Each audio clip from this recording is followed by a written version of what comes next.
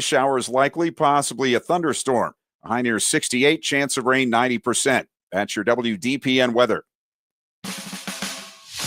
Live from the AM 1310 WDPN studio, it's time for live and local sports talk. It's the Sam Bourquin Show. I'm ready. Give the show a call at 330-821-1310. Good call, meatball. Watch the Sam Bourquin Show on the AM 1310 Facebook page, the Q92 YouTube page, and on X. This is the Sam Bourquin Show on AM 1310 WDPN.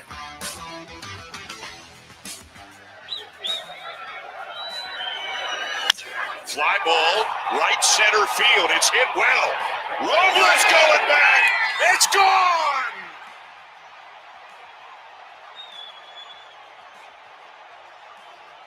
Andres Jimenez,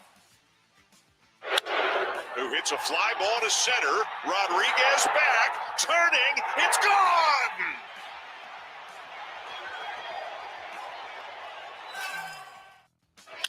This one, that'll get him going. Look at this one go. Way back into the seats. Fifth home run of the night for the Blue Jays. It's 13-4.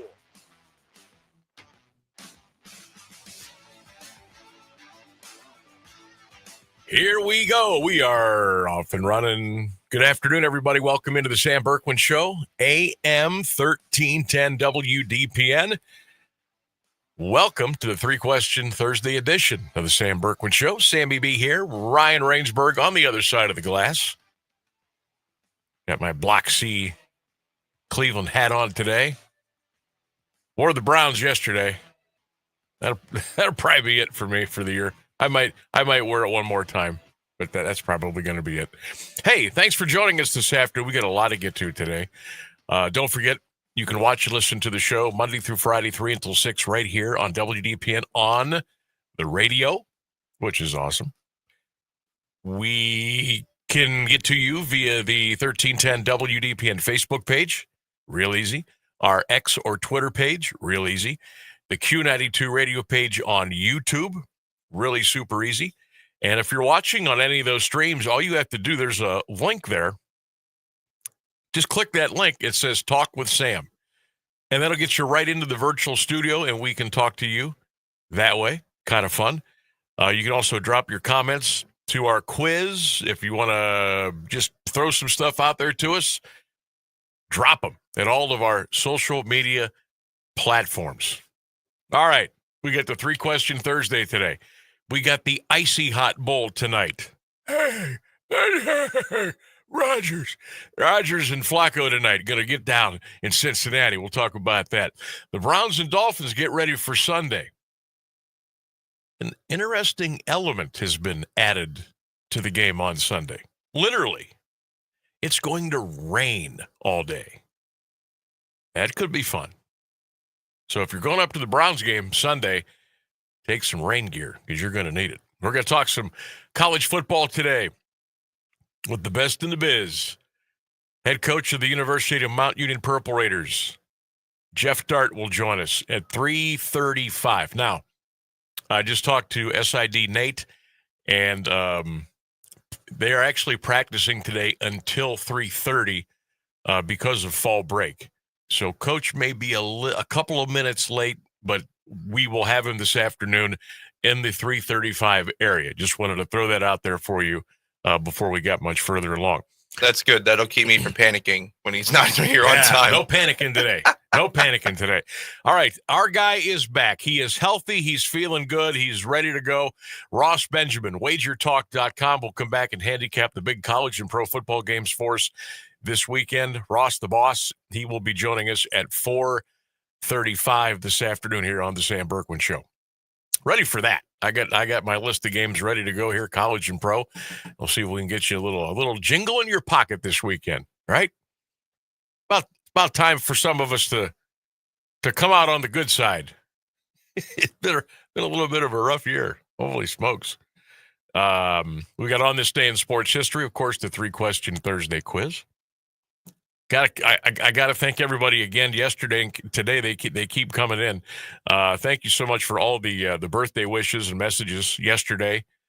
last night, and of course they continue to come in today. So I appreciate those very much, and thank you. Went home after work. Didn't go to the Y yesterday. Got home about 7. Left here about 6:35. Got home around 7. We had pizza last night from Park Street Pizza in North Canton. Never had that before.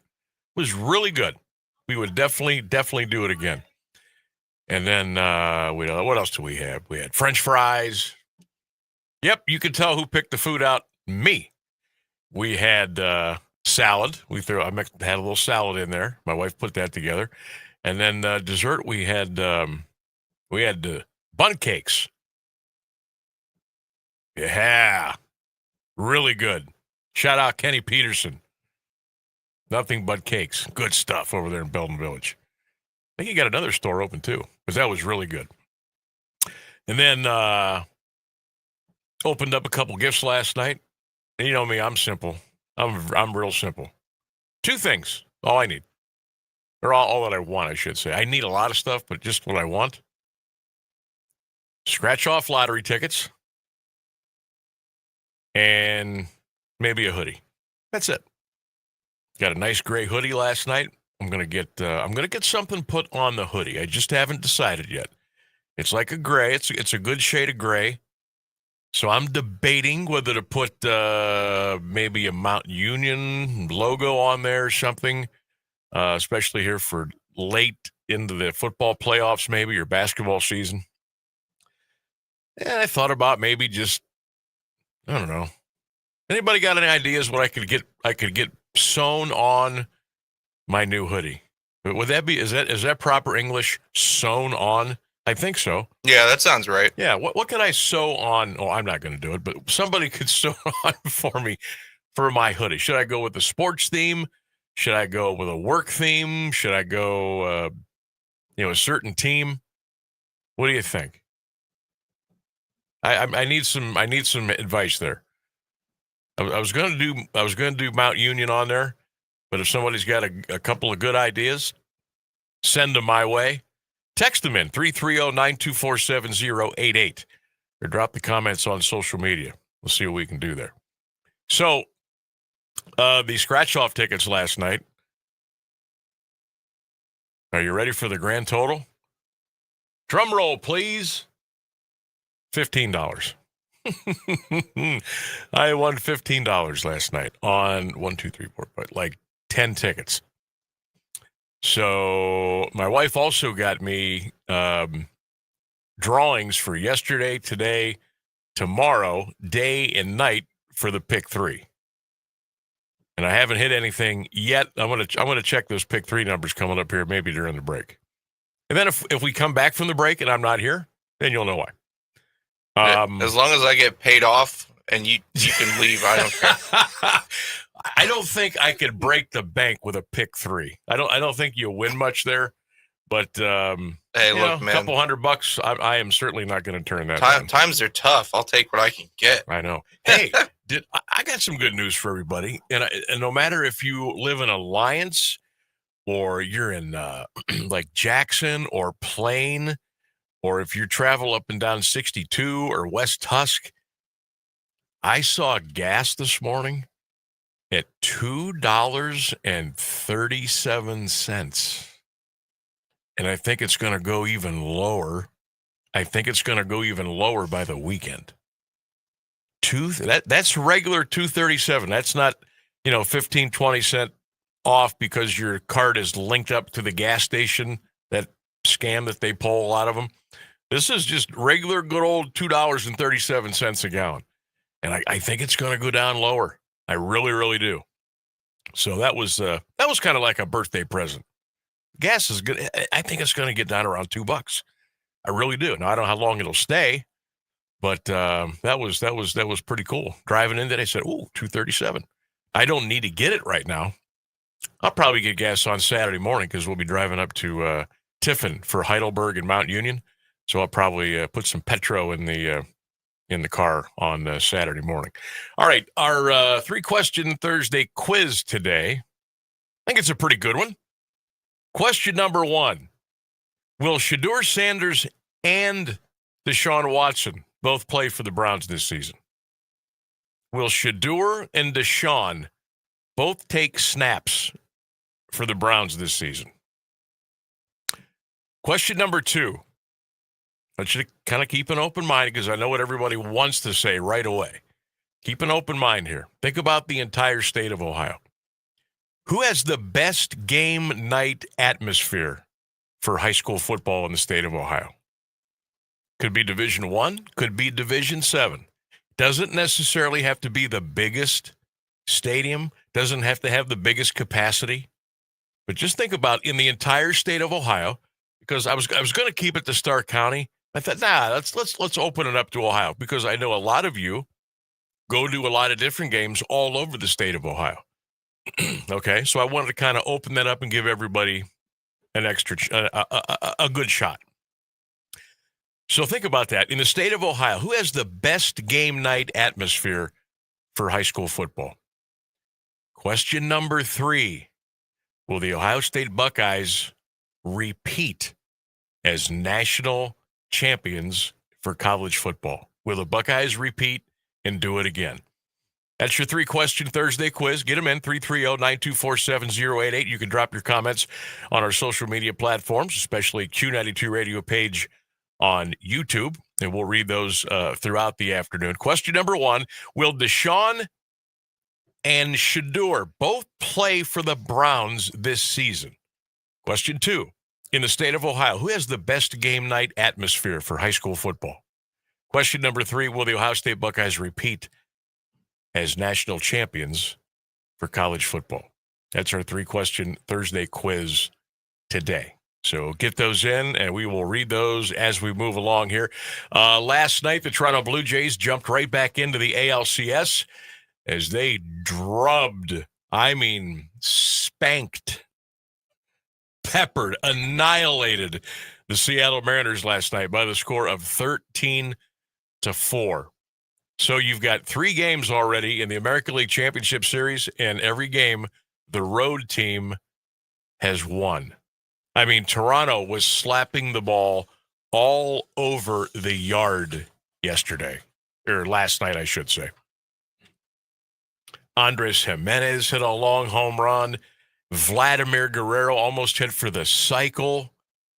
George Springer hit a home run. And how about Shane Bieber? 6 strong innings, 8 strikeouts. I think he walked the batter. He was phenomenal. Shane Bieber was absolutely spectacular last night for the Toronto Blue Jays. So that series is 2-1 Seattle. Game 4 is coming up tonight at T-Mobile Park out in the Great Northwest. What time does this game start? I believe it starts... I know there's a baseball doubleheader today, and I think they got the Dodgers starting early. Yes, the Mariners and Blue Jays play tonight at 8:33 Eastern Time. 6:08 Eastern Time tonight from Chavez Ravine. The Brewers and the Dodgers get together. L.A. leads that series 2-0. Dodgers are minus 175 tonight on the money line. The total is 7.5. The Mariners are slight favorites tonight. I don't like them. I like the Blue Jays again tonight. Mariners are minus 120. That total tonight is set for 7.5. So the Dodgers Brewers play the early game. That's at 6. And about 8:30 tonight, you've got the Mariners and the Blue Jays. Pitching matchup tonight for the Brew Crew and the Dodgers. Tyler Glasnow going for Los Angeles. Aaron Ashby is going for the Brewers. For Seattle and Toronto tonight in Seattle, Luis Castillo is on the mound for the Mariners. Max Scherzer pitching for the Blue Jays.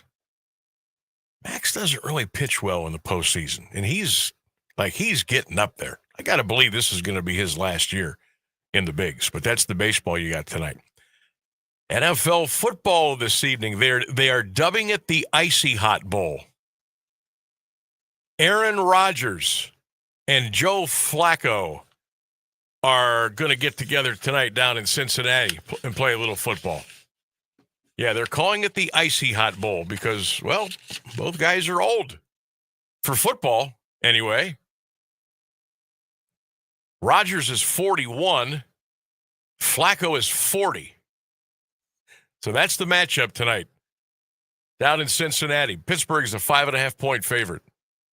Total 45.5. The game begins at 8:15. Don't forget Thursday night games are only on Amazon Prime. Rainsburg, you can watch that. I intend to. You got Amazon. You can watch those two old timers go at it tonight. No, I'm going to be watching it. Yeah. It's free. That's I was telling Sam yesterday. I said if football or basketball is free to watch, I'll watch it. There you go. I'll tune in tonight. Easy choice. I'll tune in tonight. Got a couple NBA preseason games tonight. We don't care about those because the Cavaliers are done. NHL, anybody? Okay, the Blue Jackets are going to play the Avalanche tonight, 7 o'clock down in Columbus. The Penguins, are they playing tonight? Yes, they're out in L.A. against the Kings. So I got a little hockey to look forward to tonight as well. All right, we are going to take a break. It's 24 minutes past the hour. Text line open, 330-924-7088. Three-question Thursday quiz. Question number 1, will Deshaun and Shador both play for the Browns this season? Question number 2, best high school football atmosphere in Ohio. Who's got it? What do they do that makes it so special?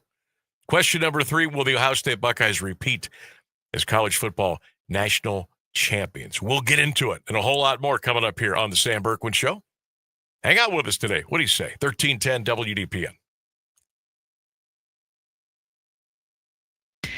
Music and intelligence for your life. No matter what anybody tells you, words and ideas can change the world. I'm John Tesh, and we couldn't be happier about bringing you intelligence for your life every day. We have a room full of researchers gathering the information and ideas you need to make your life simpler and better, and to make you the smartest person in the room. Join me for Music and Intelligence for Your Life, 10 to 3, Monday through Saturday, only on AM 1310 WDPN. You heard it on the John Tesh Radio Show. This isn't a haunted house. It's a haunted factory. The Factory of Terror in Canton is now open. 5 blood-curdling haunts under one roof. And when you think you've survived, 5 killer theme bars, if your nerves can handle it. Over a mile of fear, no safe zones, no turning back, every corner, something's waiting. Get your tickets now at FOTOhio.com. Factory of Terror, where the fear never dies. This place has a pulse. You hear it in the canopy, feel it in the ground. Life, fully illuminated, engulfs you. From the birds singing in the treetops above to the tiniest insects in the soil below, you take a deep, cleansing breath, filling your lungs with the essence of the forest. Now, imagine it's all gone. Healthy, life-giving forests reduced to nothing. No singing birds, no lush canopy, and water and food in short supply around the world. Time is running out to protect our forests, and without our love, they can and will disappear. It's our choice. Love it or lose it. Help protect our forests. Visit World Wildlife Fund at wwf.org/love.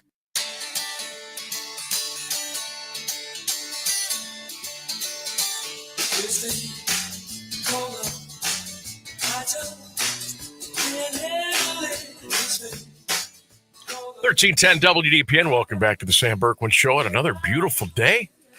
60s and nothing but sunshine here in the Carnation City and all over Northeast Ohio.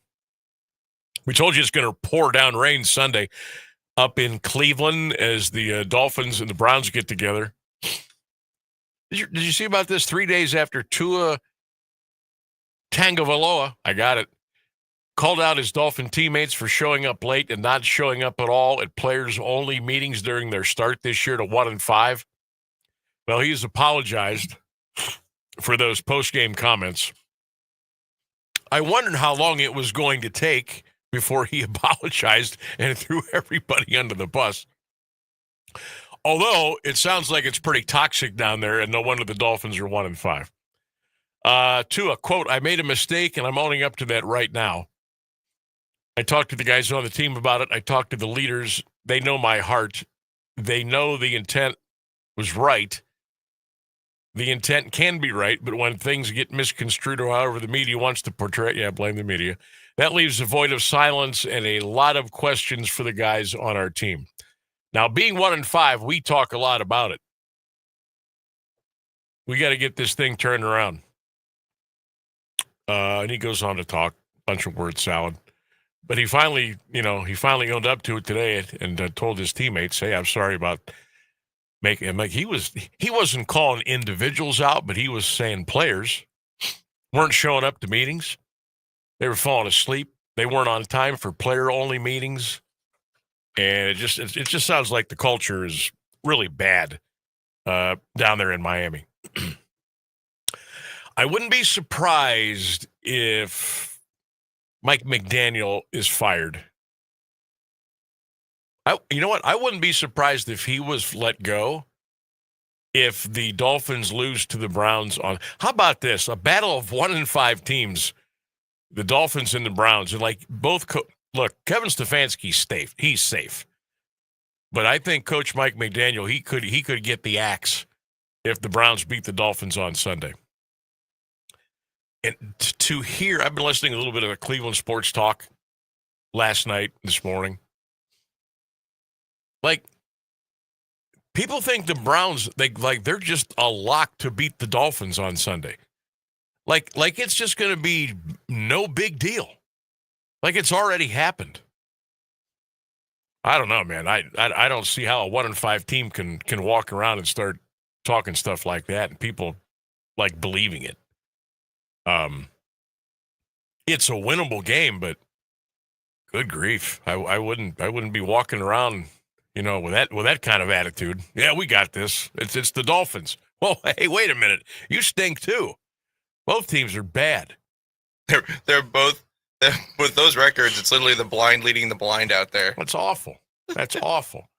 Sunday, by the way, 94% chance of rain. It's going to start late morning, go through all the afternoon, and it's going to go through the evening. They're talking about maybe a half an inch to 3/4 of an inch of rain. So that could be the track could be a little sloppy up in Cleveland on Sunday. Browns are still about a 3-point favorite against Miami. Ryan Brailer says they should beat Miami, but do they want to beat Miami? Right. That's the real question. Exactly. Exactly. And the answer to that second question is no. No, exactly. They do not want to beat Miami. All right, 3-question Thursday quiz. I'll throw this out to you real quick before we get to the break. Question number 1. Will both Deshaun Watson and Deion Sanders and Shedeur Sanders play for the Browns this season? Will they both get in at some point? Question number 2. In the state of Ohio, who has the best game night high school football atmosphere? Question number 3. Will the Ohio State Buckeyes repeat? Will they repeat as college football national champions? We'll come back. We'll read some of your comments. We'll get you ready for Coach Geoff Dartt of the Purple Raiders of the University of Mount Union. All that and much more coming up on 1310. Now, the latest area news on AM 1310 WDPN. Good afternoon. It's 3:30. The ceasefire in Gaza is holding, although it's on shaky ground. More from ABC's Ian Pannell in Jerusalem. There are a number of issues that have emerged. One is disarming Hamas. The militants have been reasserting their control in the parts of Gaza that the IDF has withdrawn from against other armed groups, some of them organized based around clans, family clans, others criminal elements. But their methods have sometimes been violent. Horrific images emerging in a video verified by ABC News appearing to show Hamas-linked gunmen carrying out a public execution. Israel is accusing Hamas of not holding up its end of the ceasefire agreement because they say not all of the remains of the hostages who died have been returned. Hamas says it's located all the remains it could, and outside groups have offered to help. President Trump spoke to Russian President Vladimir Putin today. He called it very productive. The call comes ahead of the president's meeting at the White House tomorrow with Ukraine's President Vladimir Zelensky. Trump's phone call with Putin lasted more than 2 hours, and he says he believes great progress was made. They agreed there would be high-level U.S.-Russia meetings next week. Secretary of State Marco Rubio will lead the U.S. delegation. Trump also said he and Putin will then meet in Hungary to see if they can bring the war to an end, but he does not say when that meeting would take place. It's day 16 of the federal government shutdown. The Senate voted and failed to pass the same two measures that would have funded the government for a 10th time. The issues remain, with Democrats urging a conversation on extending Affordable Care Act tax credits, which, if they are allowed to expire, could result in higher premiums for millions of Americans. Republicans say they won't have a conversation until the government is reopened. The stalemate could put a strain on certain government services. ABC News senior White House correspondent Selena Wang says crucial veterans services will still be available. The good news is that when it comes to Veterans Affairs, key services will continue. So that means benefits will continue to be serviced and delivered. And in addition to that, VA medical centers will also remain open and provide all services. You've also got suicide prevention programs, homelessness services, and caregiver support that will continue. A court in Manchester, England, has opened and adjourned an inquest into the death of former boxing champion Ricky Hatton. He died last month at 46. Hatton was found unresponsive at his home September 14th by his manager, Paul Speake. Speake was there to take Hatton to the airport for a planned comeback fight in Dubai. The court heard the provisional cause of death is hanging. Hatton was last seen by his family September 12th. Fans lined the streets for his funeral last week. Hatton was a 2-weight world champion and had been open about his mental health struggles. It's 58 degrees in Alliance at 3:32. This is WDPN News. I'm Jeff Mears. Now, the Alliance Area Weather Forecast on AM 1310 WDPN. Sunny skies this afternoon, a high near 62 degrees. Tonight, areas of frost, otherwise clear, a low 35. Frost possible early Friday, otherwise mostly sunny, a high 64. Saturday, 30% chance of showers, partly sunny, a high 75. Sunday, a 90% chance of showers, possibly a thunderstorm, a high 68. That's your WDPN weather.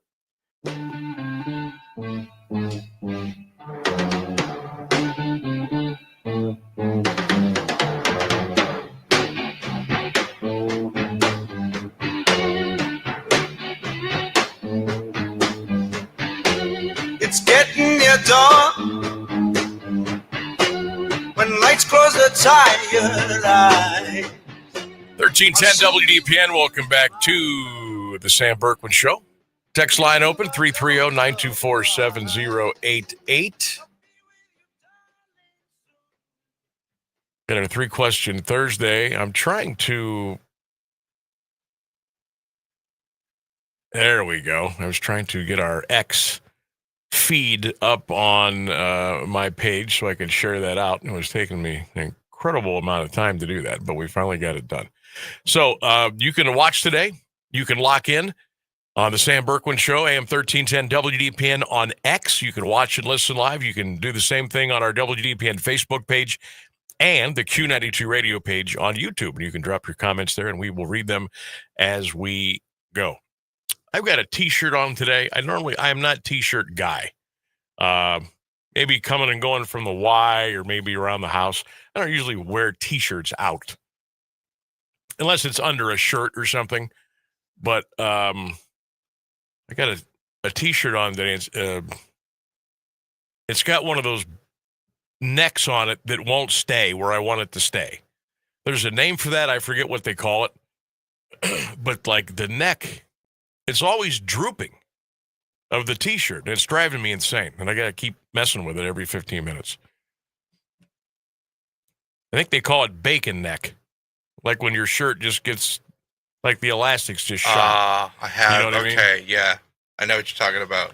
So I thought at first you were just referring to a V-neck, and then I realized that shirt is not a V-neck. No, this is this would be a crew neck. Is that what they call these? Oh, I have no idea. A V-neck is a V, and the crew neck's like a round circular thing.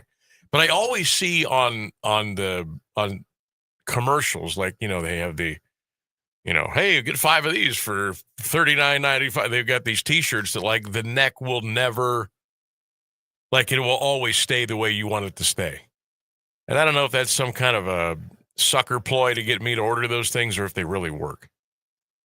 I would invest if I knew they were going to work. I'm just not sure. Yeah, I hate when this shirt does that. That's like a pet peeve of mine. It drives me insane. I have the opposite problem. I think I'm mildly claustrophobic, so I don't like it when the collar is too close to my actual neck. Now, so see, I only wear V-necks. I'm that way with a dress shirt. That makes because sense. they get kind of tight, and then if you have a tie, yeah, it's like you feel like but like the t-shirts, I like them, pretty snug. But oh well, we'll live to fight that battle another day.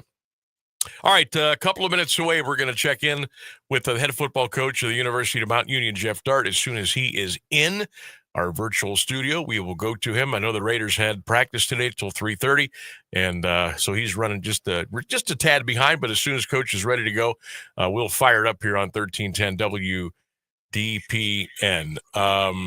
Rainsburg, did you see our numbers on X right now? I have. I didn't want to bring them up to you to keep you. I just took a peek, and I am. No, we're having good numbers today. Very happy with that. Boss will be happy. Everybody will be happy with that. Let's see here. I don't want to get into anything too crazy here before Coach comes in. I'll tell you what I'll do. I'll read some of the comments from our 3-question Thursday quiz, and then when Coach Dartt is in, you can give me the thumbs up, and we'll get ready to roll. All right. The question number 1: will Sanders and Watson each play for the Browns this season? Not one or the other. Will they both play this season? Question number 2: in the state of Ohio, who has the best high school football atmosphere? Who has the best game night atmosphere? Question number 3: will the Buckeyes repeat as college football national champions? All right, Henry says, I love Tom Benson. Wayne says, no, on Sanders and Watson. Lake has the best game night atmosphere. He says the Buckeyes will not repeat as national champions. Gary, Officer Gary, says Sanders will, Watson will not. He says Paul Brown Tiger Stadium has the best atmosphere. My wife made me say that.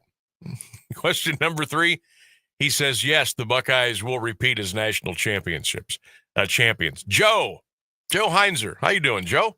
He says, no, on Sanders and Watson both playing. Paul Brown Tiger Stadium, the best atmosphere. Yes, the Buckeyes will repeat. Rocky says, yes, Watson and Shador will both play this year. He says Louisville has the best game night atmosphere. And yes, the Buckeyes will repeat as national champions. Doug Parton says Sanders maybe, Watson no. He says Toledo Central Catholic has the best high school football atmosphere. Question 3, I have to clean this up here on the fly. He says, I think the Buckeyes will repeat as national champions, but if they don't, at least beat those cheese blanks up to the north on November the 29th. Jim says, I doubt Sanders and Deshaun will both play. Best stadium atmosphere, Tom Benson. Question 3, I sure hope not. About Ohio State, I need Notre Dame to win one. Eric says, probably not both Sanders and Watson, but one of them.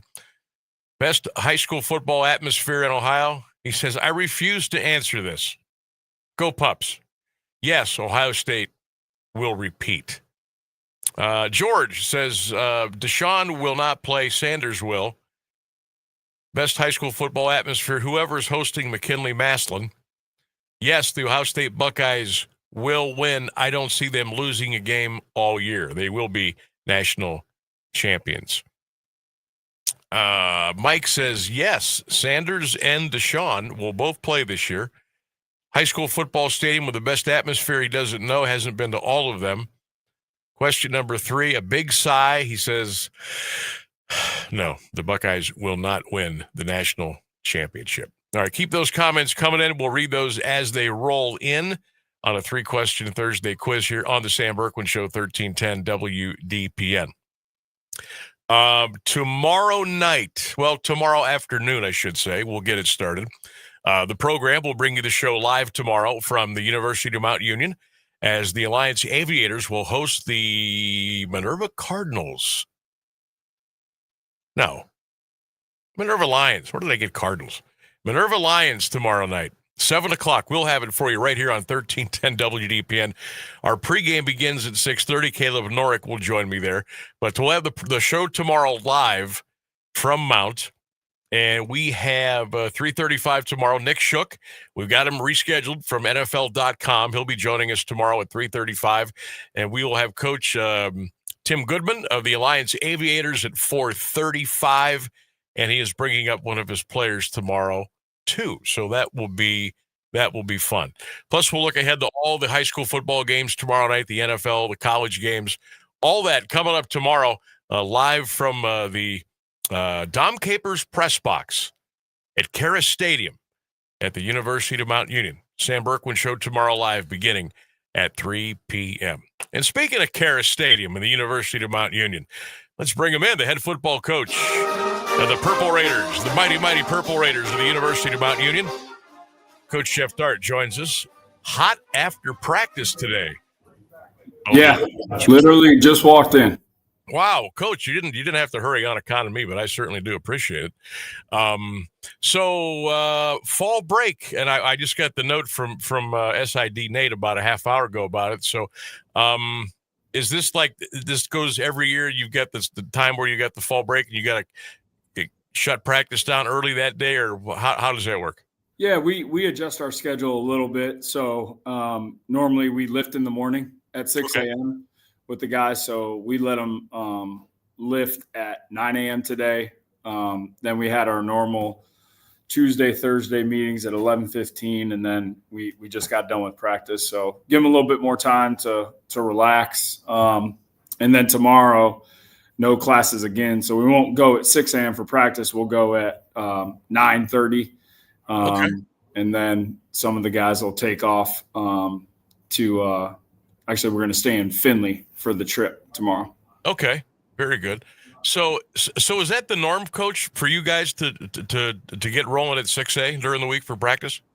On Fridays, yes. Oh, just on Friday. Okay. Yep, just on Fridays. Really quick, 75-minute practice, some review, kind of some situational 2-minute situation, end of game, just so we're continuing to practice that, and always different scenarios in terms of time left on the clock, timeouts left, just so we're working that. And then as a staff, we watch that together. Hey, should we have spiked the ball? Should we have taken the timeout? So I think it's been really good for us.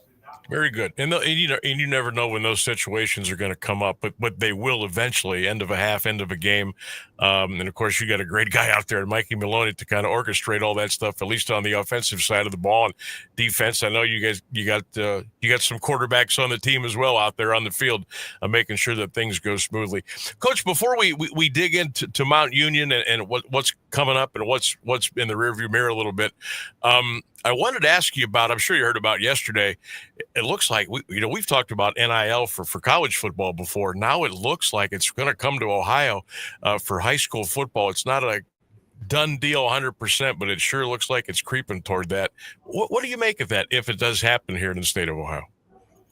Yeah, obviously I'm not one of the people that are the deciding factor on that.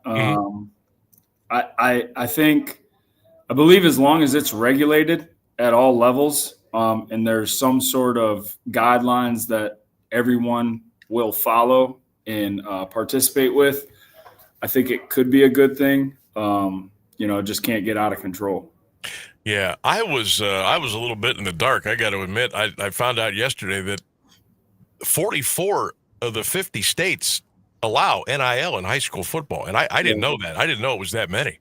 Mm-hmm. That's crazy. And I think I read a stat where Illinois has it, but they only had a total of 8 players that were profiting off of NIL this past season. So we'll see how it goes in Ohio. It's interesting to see as we move with the times here a little bit. Yeah, I think that's one of the other things is, how does it operate from school to school? Right. Yeah, I just think that's interesting. Yeah. Do you think that it would how do I phrase this? Do you think it would create more possible transfer issues within high school if word gets out about School X, you might get a little better opportunity here than where you're at. You can come on over and you can win. And we'll also, do you think that would come in too? Yeah. And, I know some of that stuff already goes on, not just in Ohio, but right. Everywhere, people transferring and, thinking the grass is greener here rather than there. So I don't know. I mean, I'm not saying people don't deserve NIL or anything like that, but I think there has to be some rules and regulations that, are followed, and somebody's got to be the governing body to, make sure it's being overseen properly. Yeah, no doubt. That definitely needs to come into play. Geoff Dartt is with us, the outstanding head football coach of the Purple Raiders from Mount Union, 1310 WDPN, the Sam Bourquin Show on a Thursday afternoon. Coach, just a quick look back at last weekend. A little bit of a trip on the bus down to Wilmington. You handle your business and you come back home. Just your quick, immediate thoughts on the win and how the young men played for you. Yeah, definitely handled the trip. Played well in all three phases. Really happy with the defense creating the turnovers that they did and giving the offense some extra possessions there. And then we showed up on special teams. I thought we had some guys running down on kickoff with intent. So we're taking that momentum, into this practice week, and we're looking forward to taking another business trip over to Tiffin on Saturday. Absolutely. And you guys really came out. You were focused. You were ready to go. You jumped on them. And I don't know, is that like part of the business mentality wherever you go, guys, let's come out of the locker room and let's step on them early. Don't let them up and we'll go from there. Yeah. We always want to get off to a fast start. So it always starts with, a kickoff or a kickoff return. And we talk about in special teams, we want to create momentum. Right. And then we want to control the momentum in those situations. So whether that's defense rolling out there, getting a 3 and out, or offense, sustaining a drive and going to get a touchdown, I think that is how we want to create momentum and then keep it. So the trip to Tiffin coming up here, Heidelberg on Saturday, 1:30. We'll have it on 1310 WDPN. The Student Princes, always a pretty good challenge. I think that's a cool little environment that they play in up there. I always love the trips to go up there when Mount plays. And you're just a couple of quick thoughts on the Berg on Saturday. Yeah, no, I love their stadium, especially when they got that, situated on campus when Coach Hallett was there. But Coach Donaldson has done a really good job taking over that program after Coach Hallett. They're aggressive. On defense, they got a lot of really good athletes. And then on offense, they got a quarterback and a running back that are pretty explosive. And they want to play fast and run a lot of plays. So I believe our defense has done a really good job preparing for that. And like I said before, we're excited to get over there and execute efficiently on Saturday. What have you really loved about your defense here the last couple of weeks? 7 to Otterbein, you got the shutout at Wilmington. Even before that, I thought you had some really nice stretches of D at BW. Yeah. Who's been really playing well for you? Really, all of them, right? I think we're, playing complementary football on defense, where the rush has been good. Maybe we haven't been, getting all the sacks in the past, but I think the quarterbacks are feeling the pressure, which is obviously helping the coverage, creating some inaccurate throws. And then last week specifically, the tacklers at the second and third level going after the ball and creating those fumbles. That's what really stuck out to me. So Coach Ely and the defense has been doing a great job in practice. They kind of rotate through circuits as they're doing team, and obviously it's showing up on tape. I don't know how many solos or assisted tackles that Caleb Brown had Saturday, but I do know from my vantage point up at Wilmington, he was tiring me out. He was running all over the field. I mean, Coach, he was chasing guys, both ends of the field, both side to side. Talk about his efforts and what he's been doing for you here lately. Yeah, his effort is outstanding. Quite frankly, we do good on good in practice, and I would love if he sat those periods out, to be perfectly honest with you. So I'm glad we don't have to block him on Saturday. Right. So that's this week. That's Jason Lewis's job, who is Mount Union Purple Raider and my best friend, but I'm not going to like him on Saturday. So, I mean, Caleb's just been. Yeah, he's. Wow. I mean, he always brings it, but my goodness, the last his overall development, his work ethic, and only playing 1 year of high school football. That's the crazy thing. But right. His body has changed so much, and that's just him wanting to be really, really good, and it's his consistent hard work. Coach, is he a vocal leader or a lead by example guy? Yeah, I think more by example, but he's kind of grown into, being a vocal leader. Obviously the guys are aware of who he is, especially the young guys. So they're paying attention to him. But I think, him and Jerry Cooper and Gio Kennedy, they're the 3 elected captains. I think they've done an outstanding job in that role so far this year. Geoff Dartt is our guest, head football coach at Mount Union here on the Sam Bourquin Show, 1310 WD10. Mount Union at Heidelberg, Saturday, 1:30. We'll have the call from Tiffin. Coach, I've been meaning to ask you for a couple of weeks, and I try to, as much as I'm doing play-by-play, obviously I got to follow the ball and where it's going. But I pay particular attention when you guys are on defense. I watch your DBs, and I try to watch them, whether it's bump and run or you guys are running a little bit of a zone. It looks like your guys, and I don't know if they're coached up this way or not, and if they are, my God, they're doing a great job. They're able to stick on guys so tight, but most of the time without drawing penalties, and just have terrific one-on-one coverage. Do you guys do certain techniques, certain practices? How do you do that? Because they really, I think, do a great job with that. Yeah. Well, first of all, I hope you didn't jinx us. Again, no. But no, like I mentioned before, we do a lot of good on good, and most of that is actually meant for the coverage, the wide receivers, and then they do some matchup periods throughout the week of practice where might not be a ton of reps, but it's just a one-on-one, wide receiver versus either a corner or a safety. See who can get open, see who can cover. I think the guys handle that really, really well, and obviously we're seeing the results on the field. It just, and sometimes the officials get a little over anxious, and they'll drop a little laundry on the field. But you guys are just you're there. You're right on the receivers without committing penalties, and there's an art to that. I mean, you have to be super duper athletic and smart to be able to do that. Yeah, there's no question. I think it starts with the coaches. So Darrell Ely is obviously the defensive coordinator, but, he was an All-American cornerback here. And then Lou Berry is new on our staff this year. He was Defensive Player of the Year as a cornerback his senior year. So they got some great resources, and they're like sponges and learning a whole lot right now. So hopefully they continue to cover like that, and the laundry stays in the pocket of the referees. Yes, please. All right, Coach, it's a 3-question Thursday. Are you ready for the quiz? I know you always love taking these. I do. I actually really do. All right, awesome. We'll do 6 of them then. No, okay, we'll just do 3. All right, question number 1. This is a Browns question. Do you think both Shedeur Sanders and Deshaun Watson will play this season for the Browns? Oh, gosh. I would say for sure Shedeur, but I'm not too sure about Watson. Okay. All right. I think it might happen. I don't know. We'll see. Question number 2.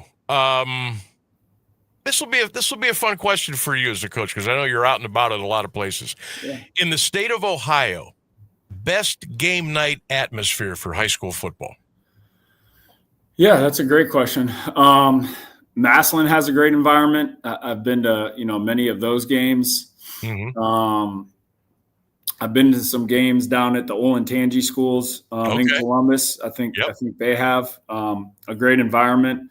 Obviously, McKinley playing at what I still call Fawcett Stadium there. So do I.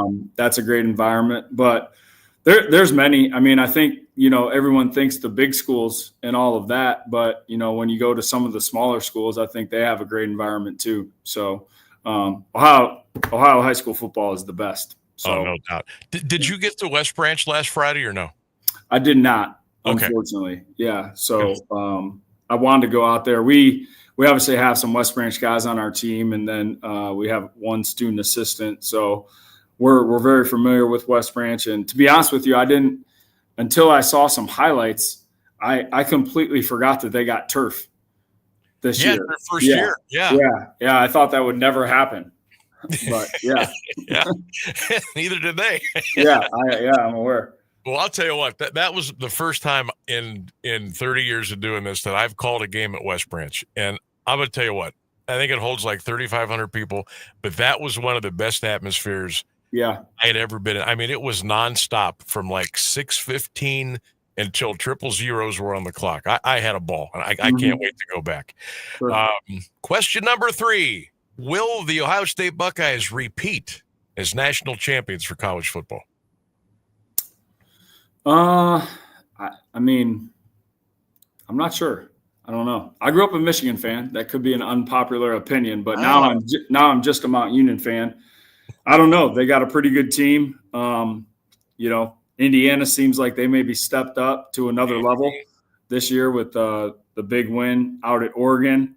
I do enjoy, watching some games after our games, whether that's on the bus or at home. So there's a lot of really good football teams at that level. So I'm excited to watch some more games this year. All right, Coach. Always a pleasure. Safe travels with the crew up to Heidelberg, and we'll see you Saturday. All right, thanks. Go Raiders. You got it. Go Raiders. There he goes. Head coach Geoff Dartt of the University of Mount Union joining us here on the Sam Bourquin Show, 1310 WDPN. I love the way Coach answered that last question. I'm still waiting for an answer. I'm still waiting for an answer from the former Michigan fan, Coach Geoff Dartt. That was good stuff right there. There's an art to that. All right, we got the news. We got the weather coming up here at the top of the hour. And we got 2 more big hours to go here on the Sam Bourquin Show. Keep it here, 1310 WDPN. Stay with us, everybody. Keeping Alliance entertained and informed for over a half a century. AM 1310 WDPN Alliance. ABC News, I'm Michelle Franzen. The Senate failed to pass a measure to end the shutdown again, now in its 3rd week. Lawmakers leaving for the weekend. Earlier, Senator Mitch McConnell suffering a fall at the Capitol. ABC's Perry Russum says he's okay. He was walking in the hallway when 2 volunteers who were asking him questions about ICE approached. He then fell to the ground. This is not the first time the senator has fallen. He fell back in February. Also back in February, the 83-year-old senator from Kentucky announced that he would not be seeking re-election. The Red Cross says it's helped transfer 30 bodies from Israeli authorities to the Hamas-run Gaza ministry. In all, Israel has returned 120 bodies since the ceasefire began. Israel continues to say Hamas has yet to return all deceased hostages. John Bolton, former national security advisor under the first Trump administration, is expected to face a federal indictment later today. Sources tell ABC News. Prosecutors in Maryland say it's over his alleged mishandling of classified documents. This is ABC News. Remember when they used to ask, what do you want to be when you grow up? At Bank of America, we ask every day, what would you like the power to do? When you work here, you help build businesses, inspire communities, and forge legacies. And now we've raised our U.S. minimum wage to $25 an hour. So the opportunity to do more also comes with competitive pay. Learn more at bankofamerica.com/25. Bank of America, proud to be an equal opportunity employer. Hi, I'm Chef Franklin Becker. You know the jingle. Now discover the facts about Ozempic, a GLP-1. There's only one FDA-approved Ozempic made by Novo Nordisk. Learn about the real thing. Talk to your healthcare professional today. Call 1-833-OZEMPIC or visit Ozempic.com to view the medication guide and to learn more about Ozempic. Semaglutide injection 0.5, 1, and 2 milligrams.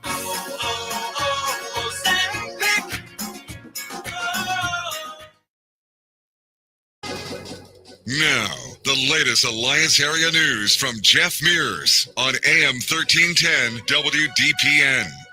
Good afternoon. It's 4:02. A frost advisory will take effect tomorrow morning at 2 and run until 9 a.m. The National Weather Service says the advisory includes Stark, Columbiana, Mahoning, Portage, and Summit counties. You can expect temperatures as low as 33 degrees, which could harm sensitive outdoor vegetation. A frost advisory is also in effect from 2 to 9 a.m. tomorrow for Carroll and Tuscarawas counties. The forecast is coming up. North Canton police are sharing information with the FBI to determine the source of a threat at Hoover High School. The threat was phoned in Wednesday. Chief Frank Kemp says it may be related to threats made the same day to Stark High School and Beacon Academy in Canton and Tuesday to Mercy Hospital. Altman says it implemented a lockdown after getting a call from a man who claimed he had a bomb and a rifle around 8:40 Wednesday night. The caller said he would arrive and begin killing people in 15 minutes. Canton police investigated the threat but found nothing, and the lockdown was lifted by 10:15. Authorities are investigating a shooting at an apartment complex in Plain Township. Stark County Sheriff's deputies and other law enforcement were called to the 4100 block of Orchard Dale Avenue Northwest around 4:30 Wednesday afternoon. A woman was shot multiple times and ran to a nearby apartment for help. Deputies entered the building and found the body of a man who had taken his own life. He was later identified as 35-year-old Rodney Boley of Canton. The woman suffered 3 gunshot wounds. She is listed in stable condition. A child in the apartment has been placed with family members after escaping without injury. All 3 suspects are in custody in connection with the home invasion in an Amish community in Geauga County. 2 were arrested at a home in Canton Wednesday. 44-year-old William Hatfield of Maslin and 36-year-old Randall Cromer of Doylestown will face charges including kidnapping and aggravated robbery. A man in Middlefield Township told police October 9th 3 men had robbed and beaten him, assaulted him and his 8-year-old son with a stun gun, and took the boy hostage. The child was able to escape and hide in a field until the assailants left. 33-year-old Bradford Hosler was arrested in Canton Saturday. He was on parole after serving 4 months in state prison on domestic violence and breaking and entering charges. A Stark County family court magistrate has dismissed charges against a teen who took a gun to Canton McKinley High School. Judge Matthew Kuhn issued the decision Tuesday following a request from the Stark County Prosecutor's Office. The 16-year-old was charged with carrying concealed weapons and inducing panic. A weapon was found before the teen entered the school October 2nd. He has been suspended from McKinley. Kuhn's ruling was made because the gun was in a backpack that belonged to the student's brother. The teen had accidentally taken the bag. The brother confessed it was his backpack and gun. A complaint accusing the North Canton Board of Education of violating Ohio's sunshine laws has been settled. During Wednesday's meeting, the board agreed to pay $3,500 to Brian Ames of Mogador, who was threatening to file a complaint in Stark County Common Pleas Court. He previously sued school districts, including Alliance, Columbiana, and Marlington, making similar allegations. Several have agreed to settle. According to the repository, the North Canton School Board denied the claims, didn't admit to any liability, and approved the settlement to avoid further legal costs. A Pennsylvania man who led police on a high-speed chase is headed to prison. 28-year-old Kenneth Moore of Connellsville was sentenced Tuesday by Portage County Common Pleas Judge Becky Doherty to 2 years behind bars. He was given credit for 88 days served. Moore pleaded guilty to 1 count of failure to comply. He also was sentenced to 2 years probation and given a 6-year suspension of his license. The pursuit began July 18th on the Ohio Turnpike in Summit County and continued eastbound into Portage County. Moore drove onto Route 44 in Shalersville Township, where officers lost sight of his vehicle.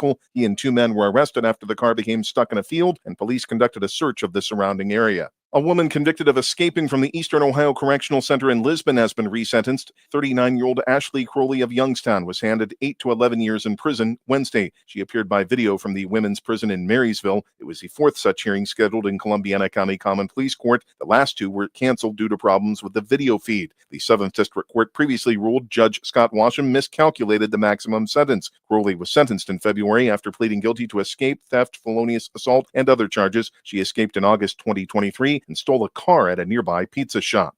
Youngstown police have identified a man killed in an officer-involved shooting last week. Officers responded to a Rush Boulevard address for a report of a suspicious man October 9th. Shots were fired and an officer was wounded. Police found the suspect, 28-year-old Arthur Mitchell, in the attic of a home. More shots were fired and Mitchell died of his injuries. The wounded officer was taken to a hospital with non-life-threatening injuries. The incident is under investigation by the Ohio BCI. A wrongful death lawsuit filed against Youngstown can proceed after the Ohio Supreme Court dealt the city a legal blow. In a ruling issued today, the court determined Youngstown waited too long to claim immunity in the case concerning Thomas Morar. In 2019, he died of injuries suffered when a tree allegedly owned by the city fell on him as he was riding a motorcycle in 2017. Justices concluded Youngstown waived the immunity defense and that the trial court acted within its discretion by rejecting the city's later motion to amend its response to the suit to include the immunity defense. The trial court's decision was upheld by an appeals court and the Supreme Court. The suit alleges negligence and seeks $5 million in damages. It's 58 degrees in Alliance at 4:07. This is the local edition of WDPN News. The forecast is next, a service of Canterbury Villa of Alliance. I'm Jeff Mears. This WDPN weather is brought to you by Canterbury Villa of Alliance, where your loved ones become family. Schedule a free visit today by calling 330-821-4000. Sunny today, a high 62. Tonight, areas of frost, otherwise clear, a low 35. Areas of frost early Friday, otherwise mostly sunny, a high 64. Saturday, a chance of early showers, a high 75. Chance of rain 30%. Sunday, showers likely, possibly a thunderstorm, and a high of 68. Chance of rain 90%. That's your WDPN weather. Send your loved ones to a place that cares and a place that they can trust. They'll find a place that feels like home at Canterbury Villa in Alliance. They will provide the highest level of care to their residents when it comes to skilled nursing, rehabilitation, long-term care, and Alzheimer's care. At Canterbury Villa, your loved ones become family. Located on Freshley Avenue, schedule a free visit today by calling 330-821-4000 and ask for Samantha Nutter. At Canterbury Villa, they walk the talk. Live from the AM 1310 WDPN studio, it's time for live and local sports talk. It's the Sam Bourquin Show. I'm ready. Give the show a call at 330-821-1310. Good call, meatball. Watch the Sam Bourquin Show on the AM 1310 Facebook page, the Q92 YouTube page, and on X. This is the Sam Bourquin Show on AM 1310 WDPN.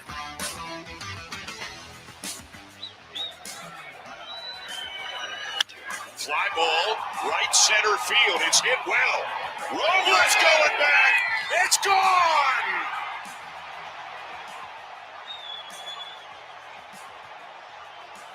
Andres Jimenez, who hits a fly ball to center. Rodriguez back, turning. It's gone.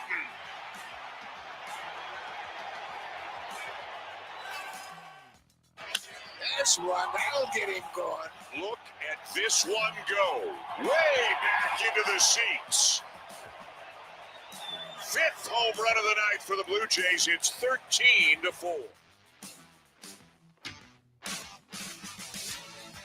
AM 1310 WDPN. Welcome back to the Sam Bourquin Show. Sorry about the highlights, folks. That's all there is. There was nothing else that was redeemable to play in our highlight package. The Blue Jays blowing out the Mariners last night. That was it. NBA preseason, nah. No Blue Jackets, no Penguins last night for hockey, so nah. Now, there were 2 college football games last night. Actually, I was 1-1 last night. UTEP beat Sam Houston State 35-17. And Jacksonville State beat Delaware 38-25. Delaware, you say? Yes, that's where Joe Flacco played his college football. He was a Delaware Blue Hen. Get to see Joe Flacco tonight and the Bengals against Aaron Rodgers and the Steelers. Thursday night football, 8:15 down in the jungle. We'll get into that game here in a little bit. Did any of you, and I would be shocked if more than a handful of you did anybody happen to turn on the football game last night between Sam Houston State and UTEP? Did anybody at all? I'm looking for hands. I'm looking for, I don't see anything. Did anybody watch 2 minutes of that game last night? Just a little backdrop. They played at Shell Stadium, Shell Energy Stadium, and you should be familiar with that stadium, especially if you're a Mount Union fan. That's where the Purple Raiders played last year in the Division III National Championship game against North Central Illinois. Remember, we played last it was January. I think it was January. It was a Sunday night at 8 o'clock Eastern. We played the Stag Bowl at Shell Energy Stadium. Holds about 21,000 people. Did you happen to watch the game last night? That Sam Houston State, that's their home stadium, so to speak, against UTEP. You know what the official attendance was last night? Not paid attendance, the official attendance last night. 671. That was it. It looked awful. That's a beautiful stadium. Trust me when I tell you. It's a soccer stadium, but it's a great place to watch football. They had 671 people show up for that game last night. Now, you know how we always talk about MACtion?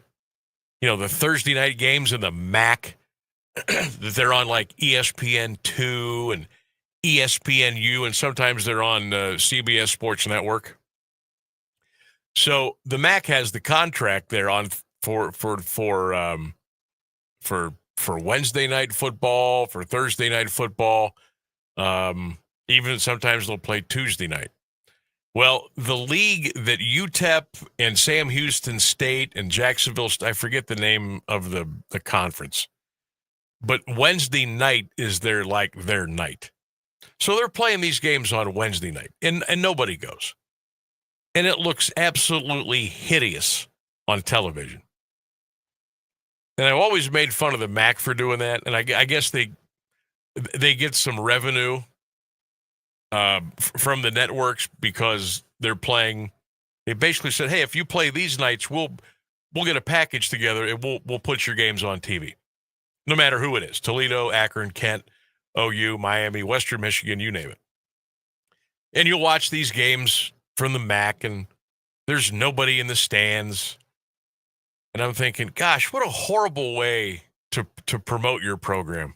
Like, if you're trying to at least sell like the atmosphere and the excitement in the big plays and the bands, it looks so horrible. It looks so horrible on TV. Now, Toledo, they do a nice job because people actually go to the games in Toledo, and people actually go to the games at Bowling Green. But like even Ohio, which, they have some nice crowds at Peden Stadium, but like Ball State and Miami, Eastern Michigan, nobody's going to these games. Nobody. But they put them on TV because the schools get a very little kickback from the TV revenue. When I was flipping around last night, I came across Sam Houston State. I said, "Ooh, Shell Energy, that's where we did the Mount Union game last year." They played UTEP. They were very careful not to pan the crowd. I'm sure that was under the direction of the producers back in the truck. I said, I wonder how many people went to that game. So I got on, I looked at the box score last night, and it said 4,700 and something. I'm like, oh, okay. So then I found the official attendance today was 671, which is, oh, by heavens.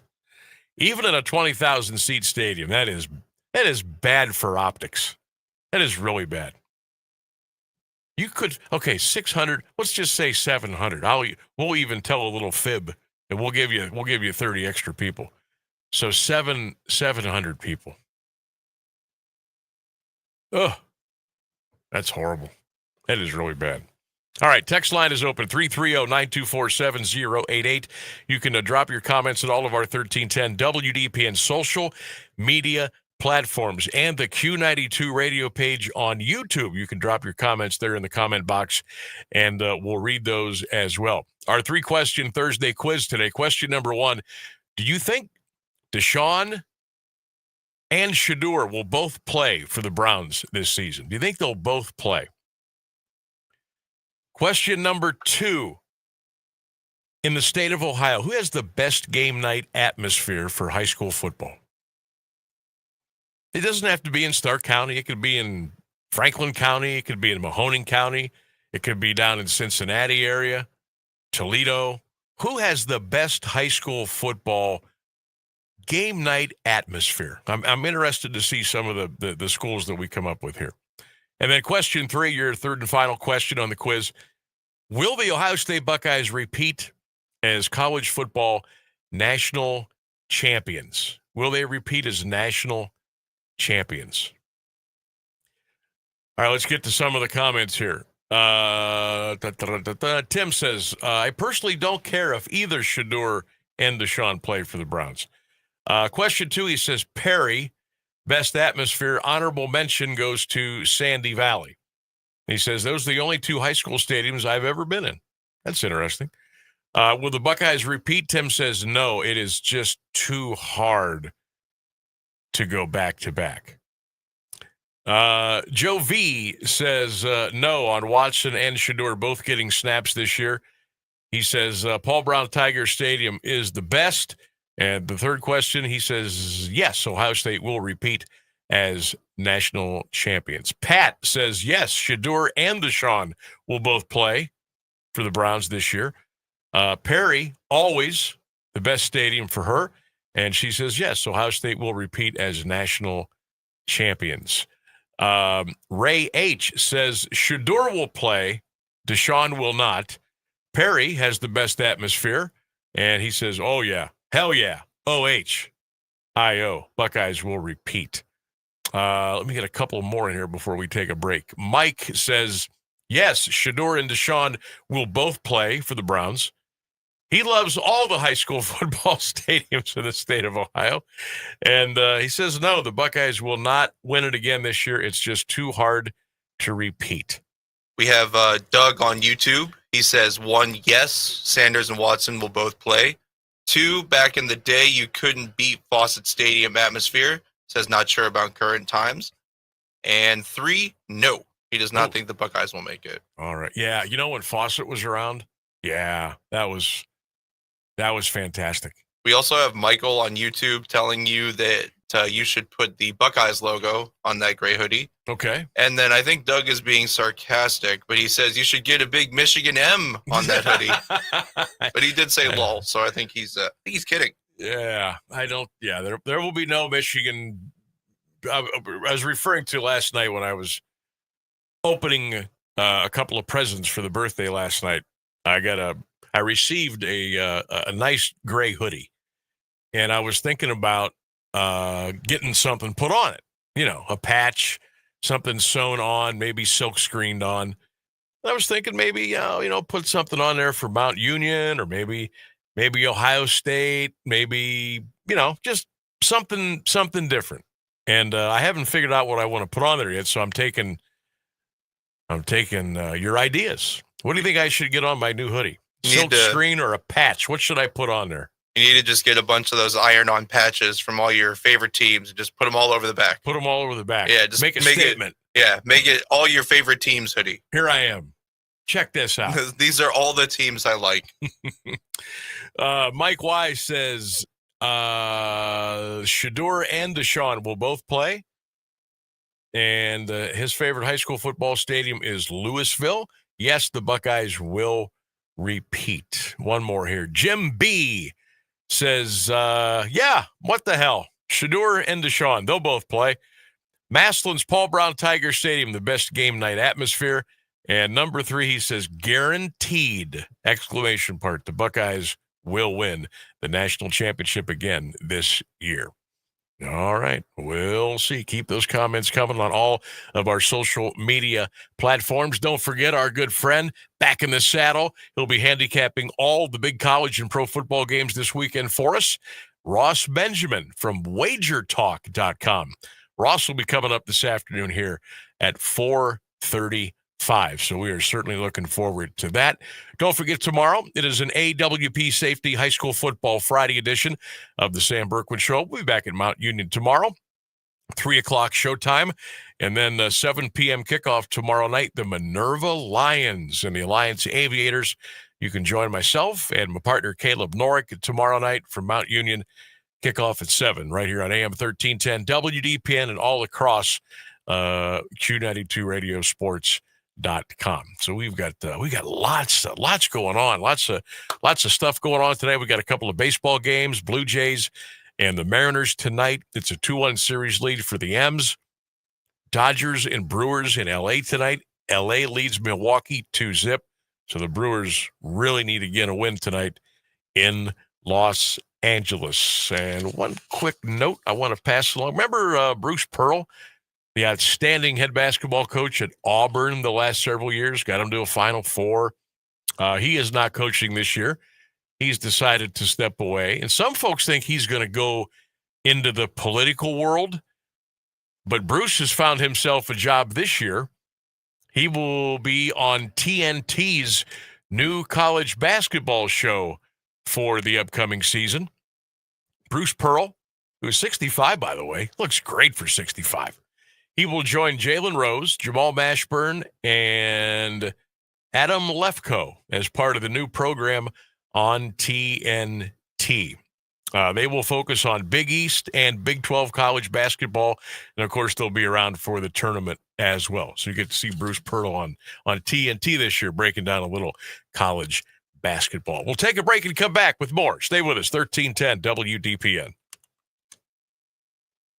Mount Union Purple Raider football continues on AM 1310 WDPN. Join us Saturday afternoon at 2:30 for the kickoff as the University of Mount Union Purple Raiders take on Heidelberg University. Hear all the live action here on AM 1310 and streaming live on Q92 Radio Sports Network with Sam Bourquin giving you the play-by-play. This Saturday, Mount Union and Heidelberg at 2:30. This fall, the fear returns. Enter the Akron Haunted Schoolhouse and Laboratory. 2 terrifying attractions. 1 horrifying night. Face your deepest fears across 3 haunted floors of spine-chilling terror. Are you brave enough to make it out alive? Open now. Get tickets at hauntedschoolhouse.com. Teachers are dynamic leaders, shaping a new generation. They bring a variety of perspectives from diverse backgrounds, innovating how they teach to prepare students for our fast-changing world. Achieving this takes skill and expertise. They're tireless explorers, creatively discovering a universe of solutions, telling stories, experimenting, inspiring, mentoring, connecting cultures, and connecting with each other, leading by example. Experience the unique joy of helping students thrive. Teaching is a journey that shapes lives. Are you ready to begin? Explore teaching at teach.org, a campaign supported by the U.S. Department of Education, Teach.org, and 1 million teachers of color.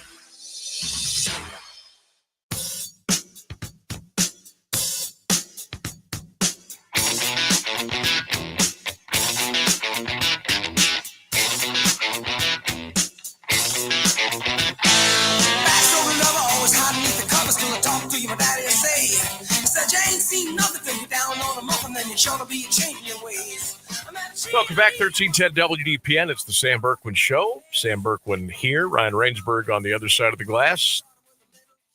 Our outstanding newsroom working hard today. Jeff Mears will be joining us at the top of, well, actually at the bottom and top of the hour through 6 o'clock here today.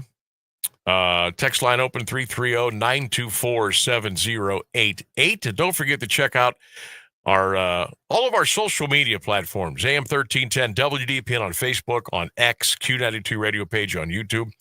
Got some stuff up on our Facebook page today. It's kind of a little interactive. It's pretty cool.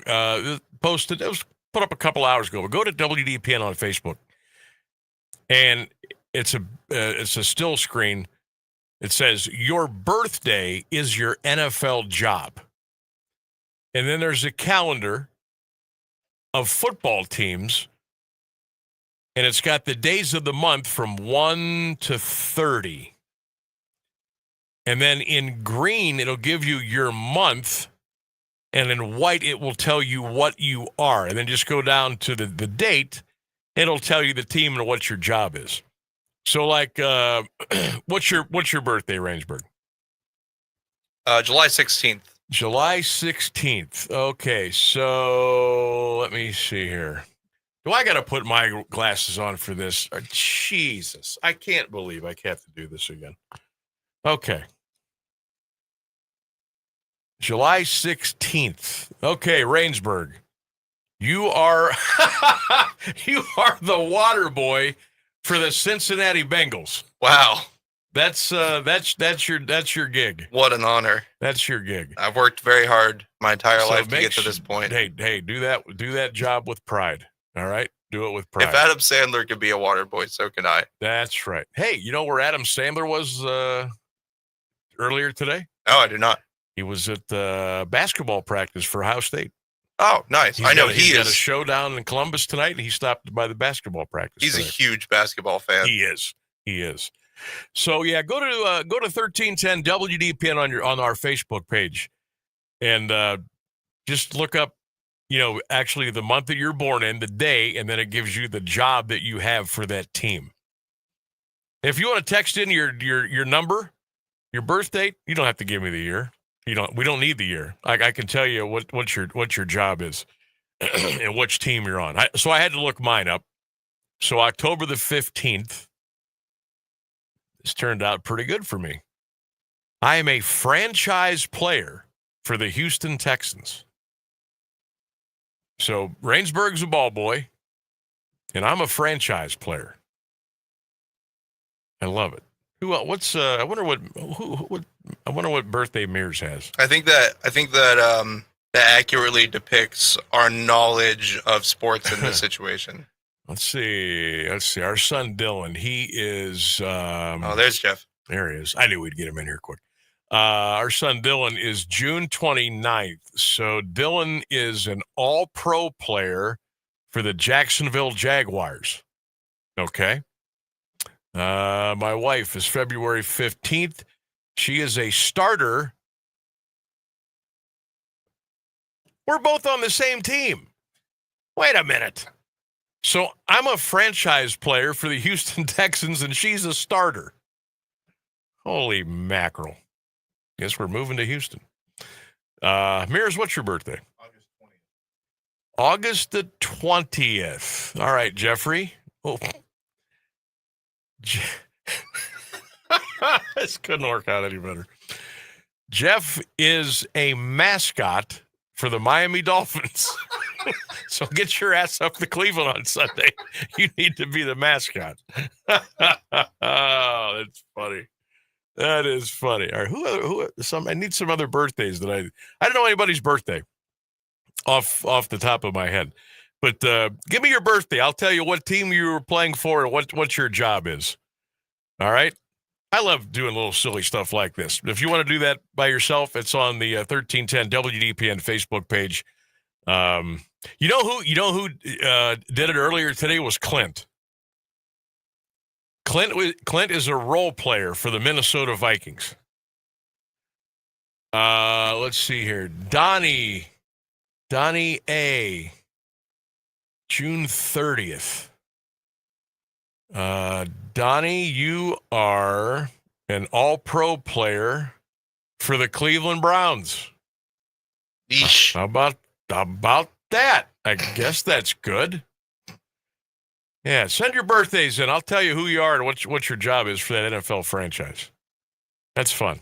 I like doing that. I just don't know a lot of birthdays. Just like I don't know a lot of phone numbers, like from my family or my really close friends, or a lot. I know I just look up on the phone and I hit their name. I don't know their number. Like I don't even know. I barely know my number. I just don't remember numbers. I just have names and I punch them in the phone and then it dials. That's where we're at. All right. Speaking of Jeff, he's going to change out of his mascot uniform and he's going to get in here for all the latest news and weather. We'll come back on the other side and we will break it down for you. We're going to put a little jingle in your piggy bank this weekend. Ross Benjamin, wagertalk.com, coming up on the other side. 1310 WDPN. The latest news and the current Alliance area weather forecast are up next on AM 1310 WDPN. Good afternoon. It's 4:30. President Trump has announced plans to meet with Russia's Vladimir Putin to discuss ending the war in Ukraine. The meeting is set to take place in Budapest, Hungary, though a date hasn't been confirmed. Trump shared on social media he believes today's phone call with Putin made significant progress. Secretary of State Marco Rubio will hold an initial meeting with Russian representatives next week. Trump is also considering selling long-range Tomahawk missiles to Ukraine, despite Putin's warnings. The president sits down with Ukrainian President Vladimir Zelensky tomorrow at the White House. It's day 16 of the federal government shutdown, and the Senate voted and failed to pass the same two bills that would have funded the government for a 10th time. The sticking points remain, with Democrats urging a conversation on extending Affordable Care Act tax credits, which, if they are allowed to expire, could result in higher premiums for millions of Americans. Republicans say they won't have a conversation until the government is reopened. House Minority Leader Hakeem Jeffries says GOP lawmakers need the support of Democrats to reopen the government because they don't have the votes otherwise. Their approach has been my way or the highway from the very beginning, and we just continue to maintain the position. We will sit down, have a bipartisan discussion to reopen the government. Senate Majority Leader John Thune told MSNBC today that he offered Democrats a vote on extending the Obamacare tax credits, but couldn't guarantee an outcome. Senate Minority Leader Chuck Schumer told reporters today no proposal or bill was discussed. A judge says federal immigration officers in the Chicago area will be required to wear body cameras after the use of tear gas against protesters and reports of a high-speed chase through a residential area. Federal Judge Sarah Ellis says she was a little startled after seeing TV images of clashes between agents and the public during the Trump administration's immigration crackdown. Ellis said last week agents must wear badges. She also banned them from using certain riot control techniques against peaceful protesters and journalists. A lawyer for the government says news reports have been one-sided. The ceasefire in Gaza is holding, although it's on shaky ground. Israel is accusing Hamas of not holding up its end of the agreement because they say not all of the remains of the hostages who died have been returned. Hamas says it's locating all of the remains it could, and outside groups have offered to help. This as Israel is cutting off aid into Gaza over the disagreement. More from ABC's Patrick Revell. Israel did cut humanitarian aid by half going into Gaza on Tuesday as a sign of a protest against Hamas being, it said, too slow to return the bodies of these deceased hostages. In general, some aid is going into Gaza, but we heard from the chief of the UN humanitarian agency last night calling for Israel to speed it up. It's 57 degrees in Alliance at 432. This is WDPN News. I'm Jeff Mears. Here's the latest forecast on AM 1310 WDPN. Forecast calling for sunshine this afternoon with a high near 62 degrees. Clear overnight with areas of frost, a low around 35. Areas of frost early on Friday, otherwise mostly sunny, a high near 64. Saturday, a chance of showers early, partly sunny, a high 75, chance of rain 30%. Sunday, showers likely, possibly a thunderstorm, a high near 68, chance of rain 90%. That's your WDPN weather.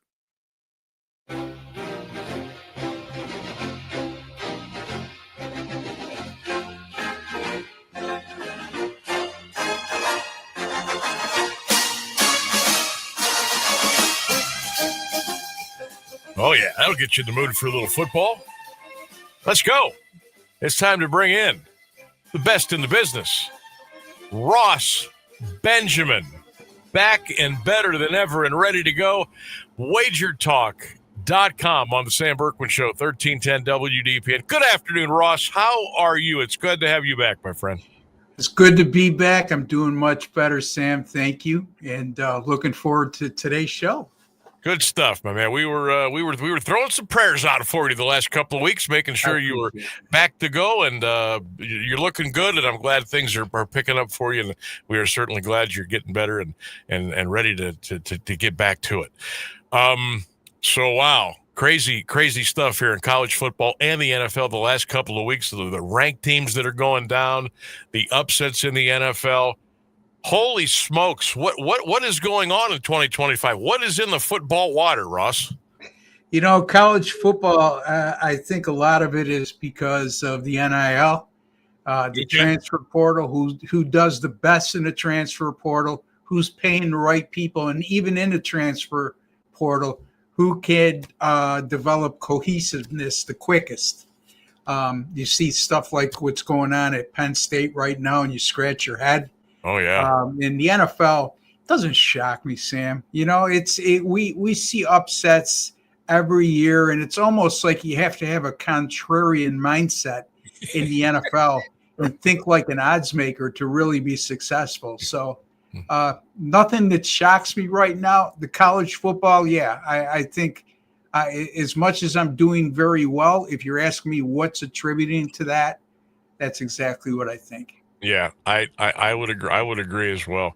I don't know if you if you saw, but I'm not sure where you do your thing at during the week or the state you reside or whatever. But the state of Ohio yesterday, it looks like NIL is going to be given the okay for high school sports here in the state of Ohio. Yeah. And I was doing a little bit of research, and there's 44 other states already that allow NIL. I didn't know that. So I didn't either. So Ohio, of course, is way behind the times, and it looks like that's going to happen. And we see how it's gone in college, and I wonder how it's going to go in high school. And I think it's going to open up a whole new can of worms, but it'll be something to follow for sure. Yeah, that's troublesome to me, you know, because again, you know, especially in the public school system where it's all done by districts, you know, again, and then you get into the Catholic schools and there can be a lot of money thrown around because you could draw from anywhere. You know what I mean? These kids are too young to be throwing money their way. You know, there's a lot of danger there at that young of an age. It's more of a controlled environment in college. You know what I mean? Because there's more to draw from. You got rosters of 95 to 100 players. In high school, depending on the size of your school. There's not a lot of depth to draw from. So I could see a lot of disciplinary problems happening here. And a lot of players, once they're getting money, feeling like they're irreplaceable and creating some discipline and bad attitudes. So we'll see. I just don't think it's a good thing, Sam. Yeah. Another quick point before we get to the action here. I mean, who's to say now, Ross, if, you know, let's say Joe's at school A, school B says, hey, what are you getting there? Okay, we'll double that for you. Tell your mom and dad to bring you over here. And all of a sudden it's the wild, wild west all over the place. Yeah, I mean, how much money are we talking about? That's the other thing, you know? Are you giving this kid enough money to for his parents to afford to move from one area to the other? You know, there's a lot involved there. But even with that being said, again, I'm very concerned with the whole concept. I think it's going to create nothing but problems at the high school level if indeed this gets out of hand like it did in college. Yeah. Somebody's got to take a look at it and do something about it. All right, Ross, we are thirsting for your football knowledge this weekend for the college and pro. Check them out at wagertalk.com. And wagertalk.com, we'll put a couple of other addresses up there on the screen where you can directly go to Ross and get his big selections. And he's got a lot of great ones I know coming up this weekend. Ross, I'm just going to fire a couple of college games out at you. Hopefully you've taken a lead. These are like some of the bigger games this weekend. Let's start with this is a good one. Number 4, Ole Miss. At number 10, Georgia. The Dogs are laying somewhere around 7 with a total of 54.5. This is a juicy game, Ross. Georgia and Ole Miss between the hedges. Yeah, I mean, the line speaks volumes to me. I often say, and I've said it on your show and many other shows, Sam, when you think like an odds maker, more times than not, you're going to be on the right side. So let's think about this. This is an Ole Miss team that's ranked number 5 in the country. They're undefeated. This is a Georgia team that doesn't resemble the dominant teams they've had in years past, yet still very good. Did suffer their first home loss in 33 home games this year against Alabama, albeit very close game. The one-loss team is a touchdown or better favorite against the undefeated number 5 team in the country. I don't trust Lane Kiffin. I don't trust Lane Kiffin let me preface that by saying I don't trust him in games against quality competition. He's proven time and time again at Ole Miss when they step up in class, especially on the road, they fall short. Now, they did own a win against LSU, but that's an LSU team that's really challenged offensively this year. In Georgia, defensively is very sound. And not for nothing, Mississippi was very lucky last week as a 32.5-point favorite. They had to pull out a 3-point win against Washington State. Give me the dogs here and lay the points. Dogs minus the point. Ross Benjamin, wagertalk.com. All right. How about LSU at Vanderbilt? The Commodores and Diego Pavia are laying 2.5 at home. What say you, Ross? The Bayou Bengals and the Commodores. Again, think like an odds maker, folks. This line speaks volumes to me. It should to you as well. Both teams 5-1. However, you're looking at LSU has won the last 10 matchups between these schools on the gridiron. The last time Vanderbilt beat LSU, 1990. Let's also think about this. Since 2023, LSU is 1-7 straight up in ATS whenever their point spread is between +3 and -3, like it is in this spot. On the other hand, Vandy, when they're +3 to -3, they're 7-0 straight up in ATS in their last 7. You have a school that's dominated the other school, okay, and basically has the better brand name, yet it's Vanderbilt as a favorite here. Give me the Commodores here. And I would use the money line here if you can get -140 or less. Okay. But I have no problem laying the 2.5 as well if you're not willing to do the money line. I like it. Ross Benjamin is our guest, wagertalk.com. Ross, before we get to some more of your picks, let us know how everybody out there watching and listening right now can go right to you, the man itself, and get some winning picks this weekend for college and pro. Well, my direct link at Wager Talk is wt.buzz, BUZZ/RB, just like Sam has just flashed up on the screen. But if you're listening on radio, wt.buzz/RB, you can get all my subscription plans and all my daily packages right there. Folks, $49 weekend Warrior special we continue to run over at Wager Talk. You're going to get all my Saturday college football, Sunday NFL, and also we're throwing in Monday. And don't forget, this week there's 2 NFL games on Monday night. I am 19-10 this year, picking them right up where I left off last year in college football, up over 31 units. I was number 1 in college football last year in terms of win percentage and units earned. And since the start of the 2023 season, I'm hitting 60% of my college football plays, up 112 units. And that's good for number 1 since the start of the 2023 season in college football at wagertalk.com. NFL 8-4 since week 3 in combined college football and NFL since September 11th, 25-13, Sam, 66%. Winner. $49, folks. That's an absolute, not only a bargain, it's an absolute steal with a handicapper of my caliber and skill set when it comes to college football and the NFL. Check it out on the screen right there. There's your Weekend Warrior package. Only $49 all weekend. Plus, you get the bonus plays on Monday night. Remember, there's 2 games. That's your Weekend Warrior package, $49. Ross Benjamin, wagertalk.com. And if you want to go right to Ross, wt.buzz/RB. All right, number 11, Tennessee. At number 6, Nelly, Alabama. The Tide are rolling at home. They are -8.5. Volunteers and Bama, Ross. What do you got? Yeah, Bama's really rolling right now. Impressive win on the road last week at Missouri. That's a pretty good Missouri team they beat last week on the road. And since that stunning opening game loss against Florida State, they've been on a roll, and their quarterback, Ty Simpson, seems to be getting better every week. And he's a young quarterback, and he's going to continue to get better as the season progresses. Here's the thing with Tennessee. Entering the season, their defense was supposed to be elite. They had returned 9 starters from a season ago on a defense that was extremely good last year.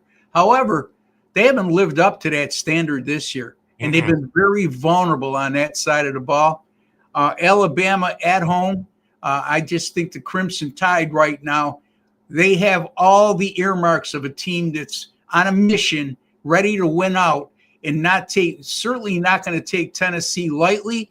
And this is an Alabama team that seems to be playing a ranked team every week, Sam. Yet they've really come through since that opening game loss. Give me the Crimson Tide here, lay the points. I like it. All right, we're going to start migrating our way a little bit to the west, and we're going to make a pit stop in Tempe. Number 9, Texas Tech at number 21, Arizona State. Latest line I see, the Red Raiders laying 7.5 to the Sun Devils. This is a fun game. I think it's going to be a fun game, Ross. What do you think? I think it's a game to stay away from. Texas Tech, I say that only because, and not to underscore what you just said, Sam, but Texas Tech lost their starting quarterback, Morton, last week in the second half. Didn't return to the game. He's questionable going in. Sam Leavitt did not play last week, and certainly they're a much different team without him than they are with him, as Utah just pummeled them last week. Early in the year, I really was on Arizona State. I thought they were the best bet to win the Big 12. Mm-hmm. I also thought that they were a team that could make some noise in the college football playoff based on the returning starters they had and also how well they did a season ago. But that's not been the case this year. And here's the thing. This line opened at like 9.5 or 10 for Texas Tech. It's down to 7 or 7.5, which tells me this. They have more faith on Leavitt being ready to play than they do Morton. This is a game, if you're going to play it, I would say wait closer to game time, because if you like Texas Tech, you should play them right now, okay? If you don't care about, play them right now, because if Morton indeed is a go, then it's going to go back up to around 10. And I think that at that point, you must wait if you like Arizona State and you have a good indication that Leavitt's going to play. Having said that, hopefully I didn't confuse you, but I think there's a lot more better value on the board and too much uncertainty at the most important position on the field, and that's quarterback. Yeah, no doubt. And even, Ross, the total even kind of tells you maybe a little something there. It's 49.5. Usually when T-Tech and Arizona State get together, that thing's usually up there around 70. So we'll see a little bit closer to game time. One more for college, and we'll hit the National Football League. Got to throw this one in there because of the branding of both these schools. Notre Dame and USC at South Bend. Irish are laying 9.5 to the men of Troy. What do you see here on Saturday?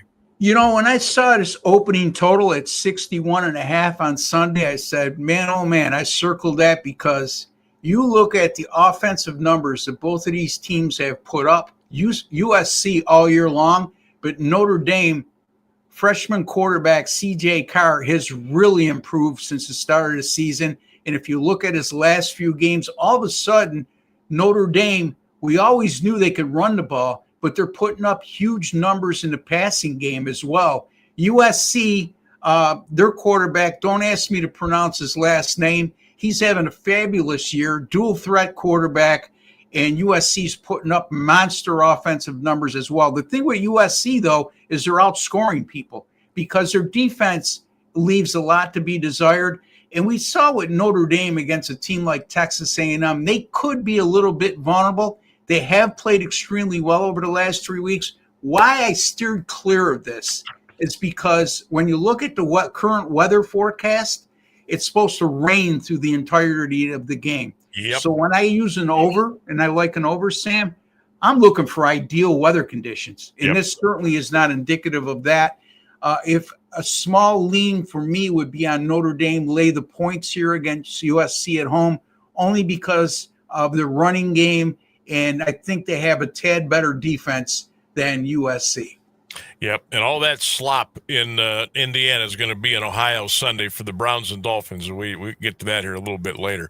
Ross Benjamin is our guest, wagertalk.com, at wagertalk.com, to get right to Ross and get his outstanding picks, wt.buzz/RB. And don't forget that $49 Weekend Warrior package. You need to snag that up right now. All right, Ross, they're billing it the Icy Hot Bowl tonight. Pittsburgh and Cincinnati. The Steelers are 4.5 over the Bengals. What do you think? Flacco and Rodgers on a Thursday night on Amazon Prime. Yeah, what really strikes me is I played the over 43.5 yesterday. It's now like 44.5. And when you look at the numbers, you're looking at Flacco's only been there not even 2 weeks. And Pittsburgh, even though they're scoring points, they're averaging less than 300 yards per game. But I'm looking at other things, such as the fact that Flacco threw for 179 yards in the second half last week. And he looked to get more comfortable as the game went on. Cincinnati still has some pretty damn good offensive skilled players on the outside. And the running game has been a lot to be desired, but their defense is definitely their weakness. And I think we'll see Pittsburgh put a fair amount of points up tonight in a game that probably is going to be a lot closer than people might envision, being Pittsburgh's a 5.5-point road favorite. I'm still not willing to pull the trigger on Cincinnati, but I do like this game to go over 44.5. Interesting. Ross, I'll go a little college breaking news I just want to throw out here to everybody. Indiana and Curt Cignetti have agreed to a new 8-year, $11.6 million contract through November 30th, 2033. Just wanted to get that out there because that just came down a couple of minutes. Indiana's a football school now, Sam.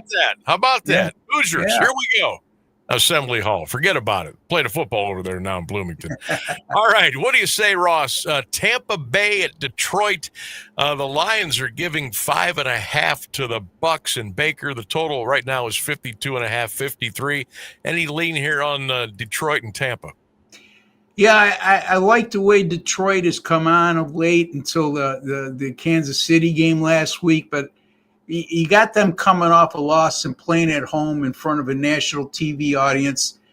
Tampa Bay, the record is very good, right? Baker's played at an MVP caliber, but the thing is, they pulled a lot of games out late. They've had a lot of magic to do so.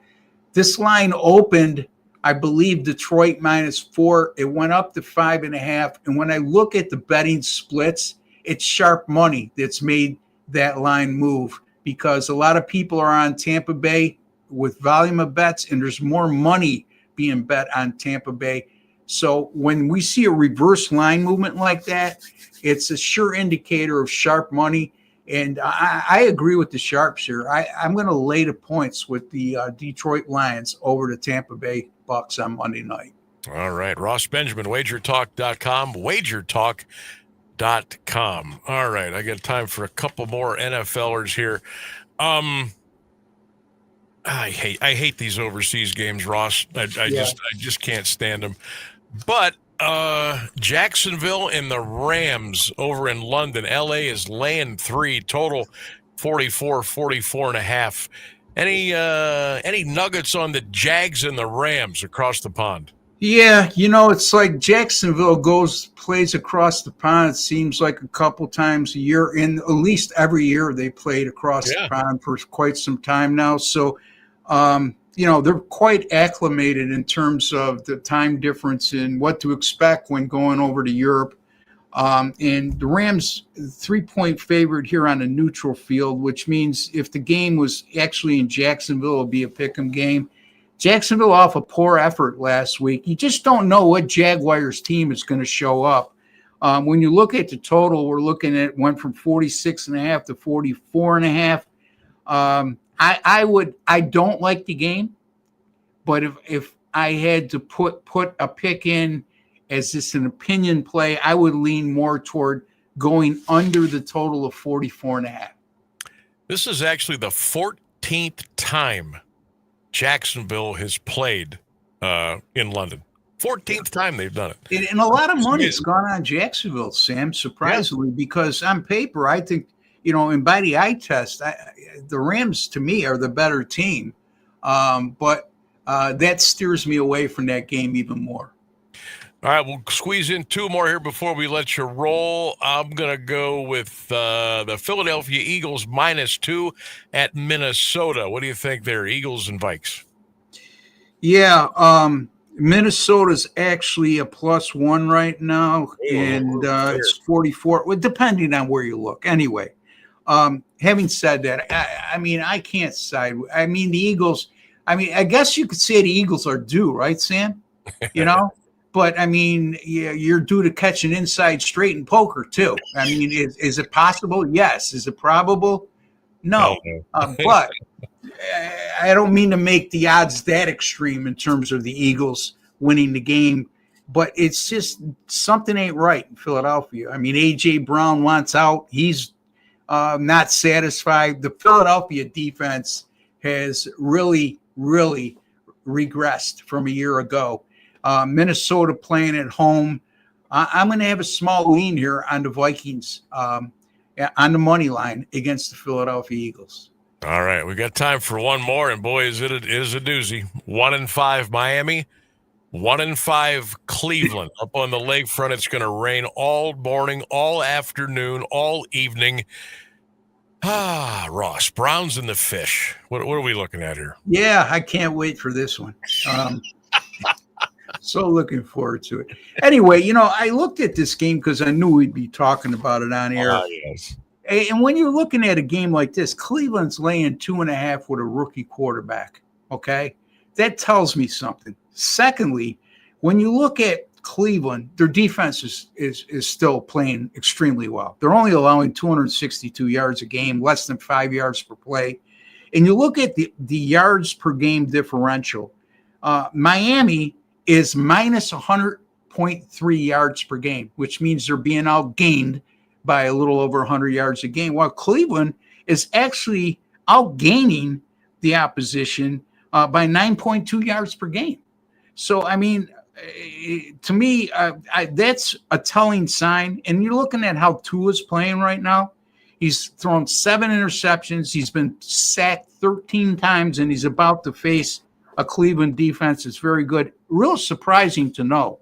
Under Kevin Stefanski, the Browns are 7-1 straight up at home after a loss by 14 points or more, which are coming off that loss 23-9 against Pittsburgh. Don't mean to sound like a homer because I'm on Canton radio, but I'm not going to use this game, folks, because hold your nose when you watch this one. But by the same token, somebody is going to win and cover.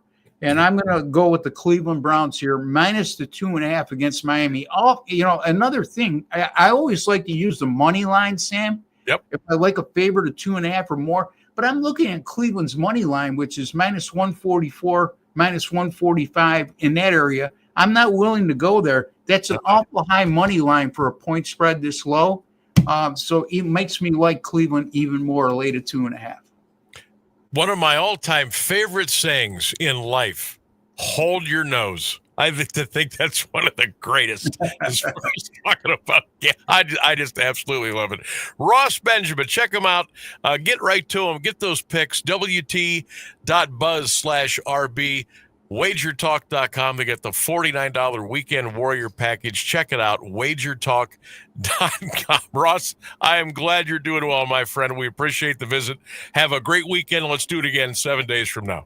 Thank you, Sam. I appreciate you, and you have a great weekend as well, my friend. Thank you, sir. Ross Benjamin from WagerTalk.com. All right, let me throw Ross's picks out here real quick to you. Some of his big ones. He's got the Lions minus 5.5 against Tampa.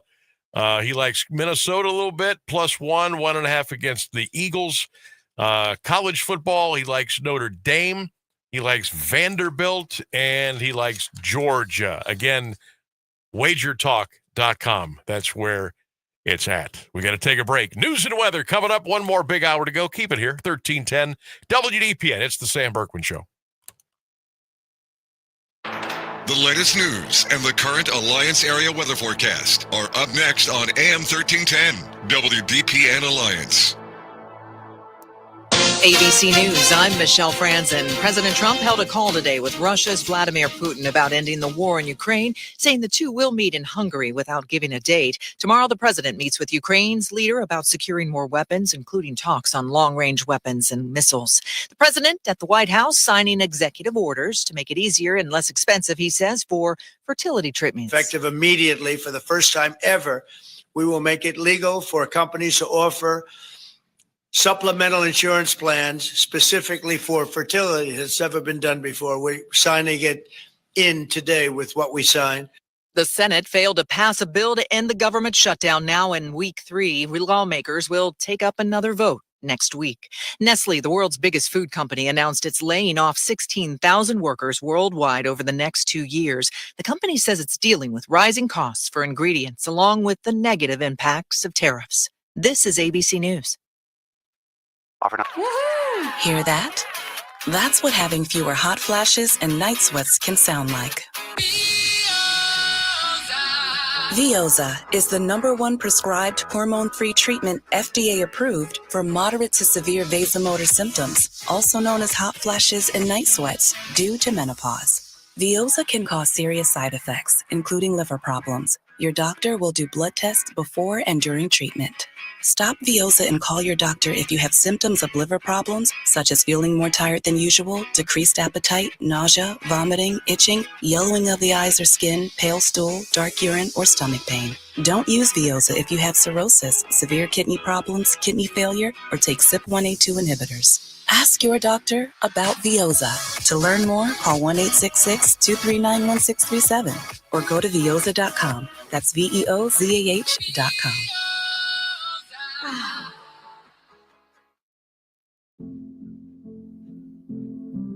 Kids across America are going to school hungry. Millions of kids every day. Hungry kids get sick more often and can struggle in school. It can be harder for them to focus and learn. But one simple thing can help change all of this for a hungry child in America. Good, healthy food and the energy it brings. With help from caring people across America, No Kid Hungry is providing healthy meals and hope to hungry kids so they can build better futures. We want to ensure that all of our kids have healthy meals every day. Thank you. Thank you for helping feed our kids. To learn more about ending child hunger in America, go to helpnokidhungry.org today. Now, the latest Alliance area news from Jeff Mears on AM 1310 WDPN. Good afternoon. It's 5:02. The National Weather Service has issued a frost advisory in effect from 2 a.m. to 9 a.m. tomorrow for an area including Stark, Columbiana, Mahoning, Portage, and Summit counties. Temperatures as low as 33 will result in frost formation and could harm sensitive outdoor vegetation. A frost advisory is also in effect for Carroll and Tuscarawas counties, where temperatures as low as 35 are expected. The complete forecast is coming up. Another Canton hospital is the focus of a threat. Altman says it went into lockdown mode after receiving a call from a man who claimed he had a bomb and a rifle around 8:40 Wednesday night. The caller said he would arrive and begin killing people in 15 minutes. Canton police investigated the threat. They found nothing out of the ordinary, and the lockdown was lifted by 10:15. Meanwhile, North Canton police are sharing information with the FBI to determine the source of a threat phoned in Wednesday at Hoover High School. Chief Frank Kemp says it may be connected to threats made that day to Stark High School and Beacon Academy in Canton, and Tuesday to Mercy Hospital. A woman was shot at an apartment complex in Plain Township Wednesday afternoon. Stark County Sheriff's deputies and other law enforcement responded to the 4100 block of Orchard Dale Avenue Northwest around 4:30. Deputies entered and found the body of a man who had apparently taken his own life. The woman ran to a nearby apartment for help. She had been shot 3 times. She is listed in stable condition. A child in the apartment escaped without injury. They have been placed with family members. The man was later identified as 35-year-old Rodney Boley of Canton. The sheriff's office is investigating.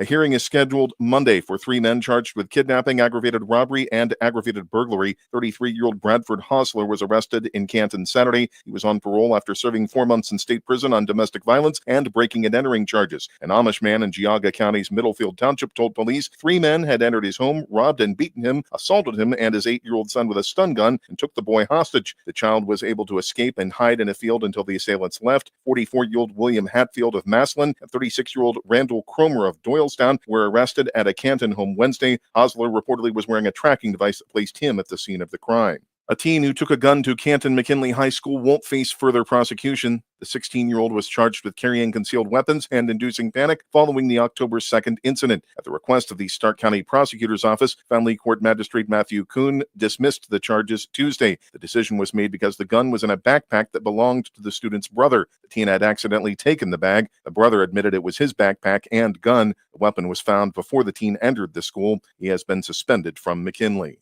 The North Canton Board of Education has agreed to settle a complaint alleging the district violated Ohio's sunshine laws. The board voted Wednesday to pay $3,500 to Brian Ames of Mogador. He was threatening to file a complaint in Stark County Common Pleas Court. The repository reports the board denied the claims, didn't admit to any liability, and approved the settlement to avoid further legal expenses. Ames previously sued school districts including Alliance, Columbiana, and Marlington, making similar accusations. Several have agreed to settle. A Portage County judge has issued punishment to a man who led police on a chase through portions of 2 counties July 18th. Tuesday, Common Pleas Judge Becky Doherty sentenced 28-year-old Kenneth Moore of Connellsville, Pennsylvania, to 2 years in prison. He also was sentenced to 2 years probation and given a 6-year suspension of his license. Moore was given credit for 88 days served. Pleaded guilty to 1 count of failure to comply. The high-speed pursuit began in the eastbound lanes of the Ohio Turnpike in Summit County. It continued into Portage County, where Moore drove onto Route 44 in Shalersville Township. Police lost sight of his vehicle, which became stuck in a field. Officers searched the surrounding area and arrested Moore and 2 other men. 8 to 11 years in prison is the punishment issued to a Youngstown woman who escaped from the Eastern Ohio Correctional Center in Lisbon. 39-year-old Ashley Crowley was resentenced Wednesday in Columbiana County Common Pleas Court. She appeared by video from the women's prison in Marysville. It was the 4th such hearing, with the last 2 canceled due to problems with the video feed. Crowley pleaded guilty in February to charges including escape, theft, felonious assault, and vehicular assault. The 7th District Court of Appeals later ruled Judge Scott Washam miscalculated the maximum sentence. In August 2023, Crowley stole a car from a nearby pizza shop after her escape. The Highway Patrol is investigating a fatal multi-vehicle crash in Mahoning County's Canfield Township. The wreck involved a trooper and occurred around 12:30 this afternoon on Route 11 near Leffingwell Road. Northbound lanes were closed. Southbound traffic was rerouted at a turnaround south of Route 224. Further details were not available. A man killed last week in an officer-involved shooting in Youngstown has been identified. Youngstown police say 28-year-old Arthur Mitchell died of injuries suffered in a shootout with officers October 9th. Officers were called to a Rush Boulevard address for a report of a suspicious man, and shots were fired. An officer was wounded and taken to a hospital with non-life-threatening injuries. Mitchell was later found in the attic of a home, and additional shots were fired before he was shot. The Ohio BCI is investigating the incident. The city of Youngstown has suffered a legal defeat in a wrongful death lawsuit. The Ohio Supreme Court ruled today that the city waited too long to claim immunity in the case, which means the suit can move forward. The estate of Thomas Morar sued Youngstown after he died in 2019 of injuries suffered when an alleged city-owned tree fell on him as he was riding a motorcycle 2 years earlier. The state's highest court determined the city waived the immunity defense. Justices also ruled the trial court acted within its discretion by rejecting the city's later motion to amend its response to the suit to include the immunity defense. An appeals court upheld the trial court's decision, and it was later affirmed by the Supreme Court.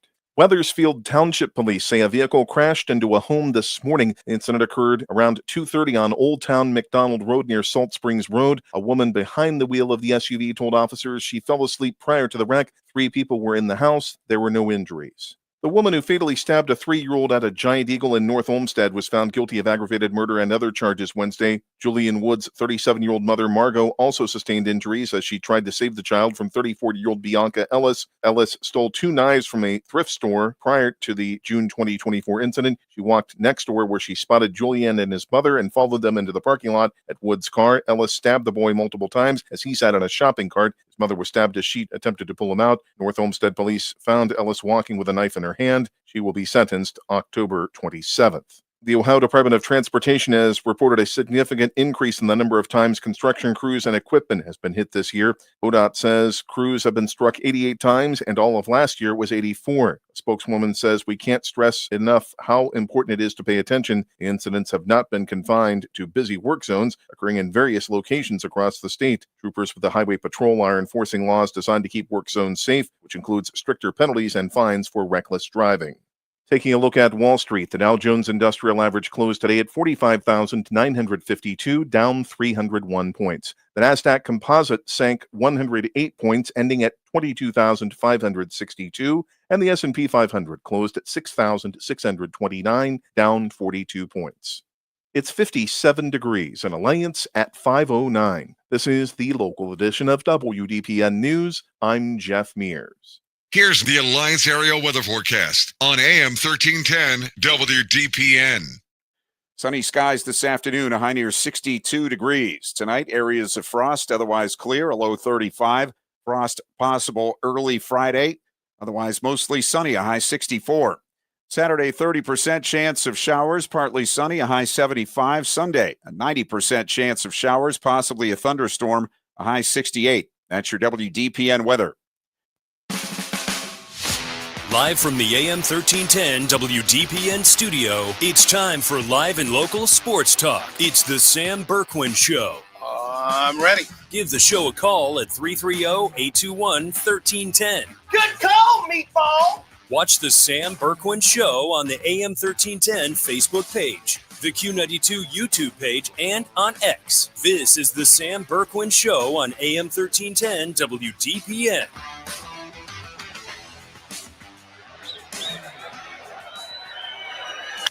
Fly ball, right center field. It's hit well. Robles going back. It's gone.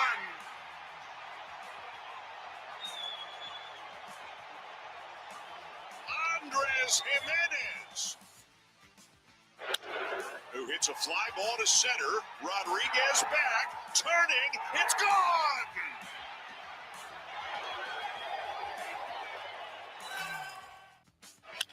This one, that'll get him going. Look at this one go. Way back into the seats. Fifth home run of the night for the Blue Jays. It's 13-4. Big night for the Jays and Mark Shapiro and Andres Jimenez and Shane Bieber. And yeah, buddy. All right. Blue Jays were winner last night. They'll play the Mariners again tonight. You also got the Dodgers in action against the Brewers. It's an MLB doubleheader. You got football tonight. You got Joe Flacco and the Bengals. Aaron Rodgers and the Steelers, 8:15 on Amazon Prime. Some Thursday night NFL action. A lot of stuff going on. A lot of stuff. Welcome in, Sam Bourquin Show, 1310 WDPN. Text line is wide open for you today, as always, at 330-924-7088, 330-924-7088.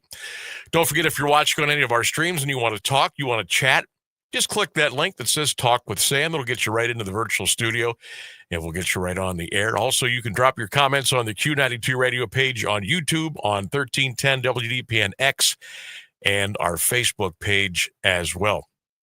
I want to thank our guest for coming on today, Geoff Dartt, head football coach at the University of Mount Union. Always enjoy our visits with Coach on Thursdays. And, of course, Ross Benjamin from WagerTalk.com, getting you ready for the big games, college and pro, this weekend with some winning selections. We got our 3-question Thursday quiz. We'll talk a little Browns Dolphins in the rain and the slop coming up Sunday in Cleveland. And we'll talk about our high school football broadcast schedule this weekend and see what's going on tomorrow night in and around the county. So I want to get you to our 3-question Thursday quiz today. Question number 1, it's a Browns question. Do you think Shedeur Sanders and Deshaun Watson will play for the Cleveland Browns this season? Or do you think it'll be one and not the other? Maybe neither. But do you think they'll both get at least a snap this year for the Browns? Question number 2. In the state of Ohio, all over the state of Ohio, who has the best game night atmosphere for high school football? And think about it. Stark County, Summit, Tusk, Montgomery, Franklin, Mahoning, Trumbull. Think about all the great high school football games that are played, all the great schools, all the great venues, the stadiums, the crowds, all the stuff that goes into it. In the state of Ohio, just your opinion, and if you got a couple of them, that's cool too.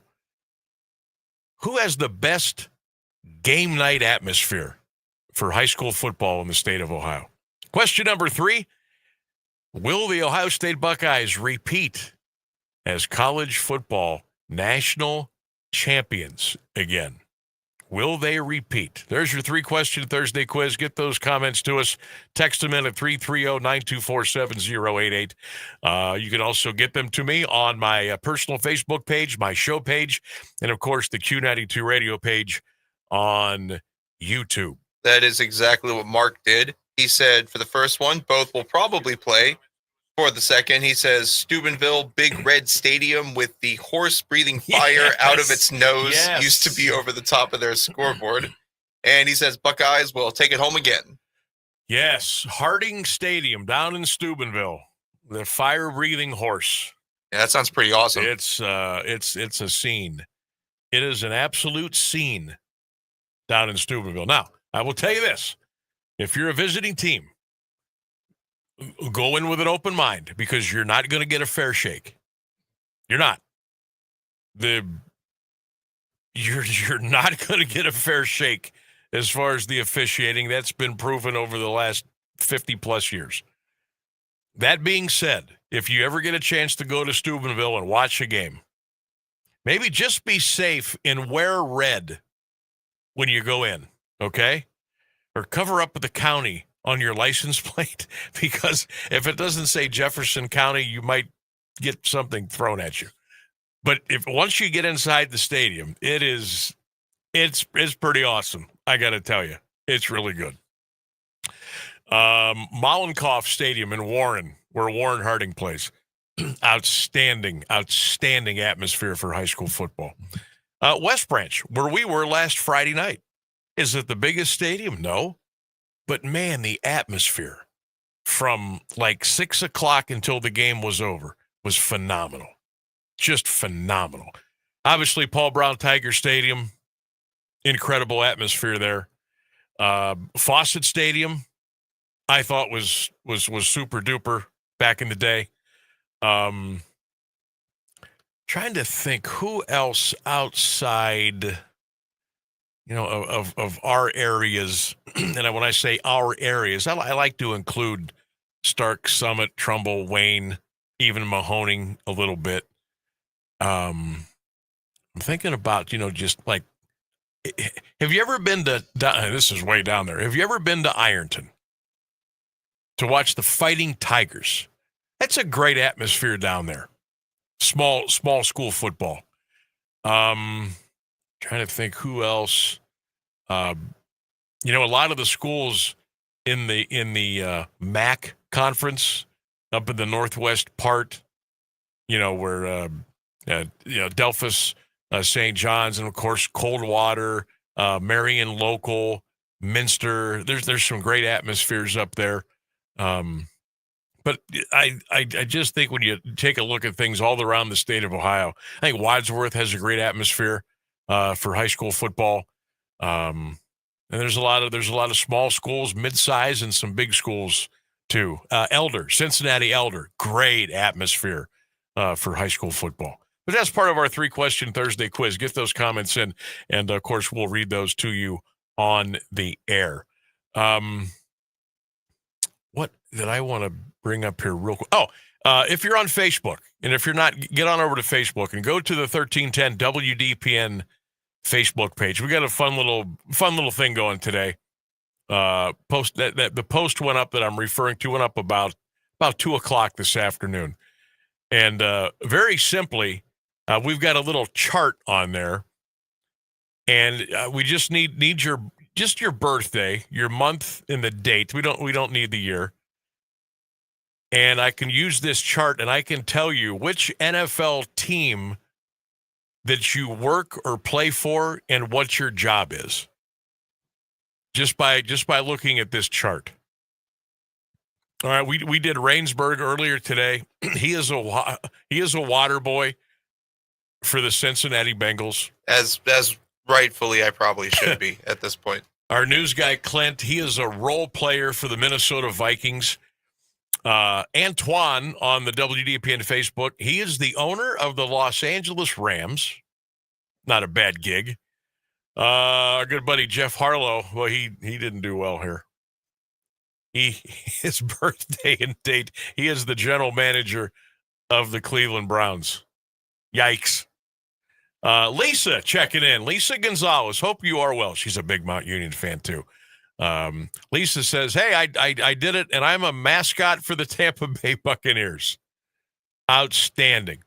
So what's your birthday? We'll fill in the blanks for you. We'll let you know what your job is and what organization you work for. Jeff Mears, he is the mascot for the Miami Dolphins. I am a role player for the Houston Texans.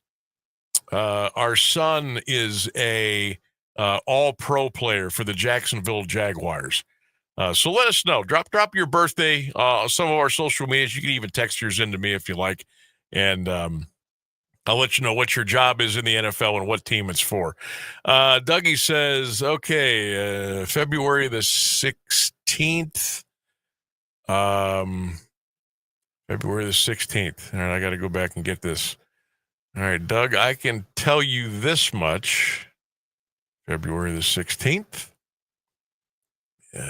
You are a starter for the Bengals. Yes. Yes. I pulled it up. I'm trying to help. Dougie, you're a starter for the Cincinnati Bengals. Congratulations. I'm your water boy, Dougie. Who day? Yeah, Rainsburg will be your water boy. Yeah, you can't beat that.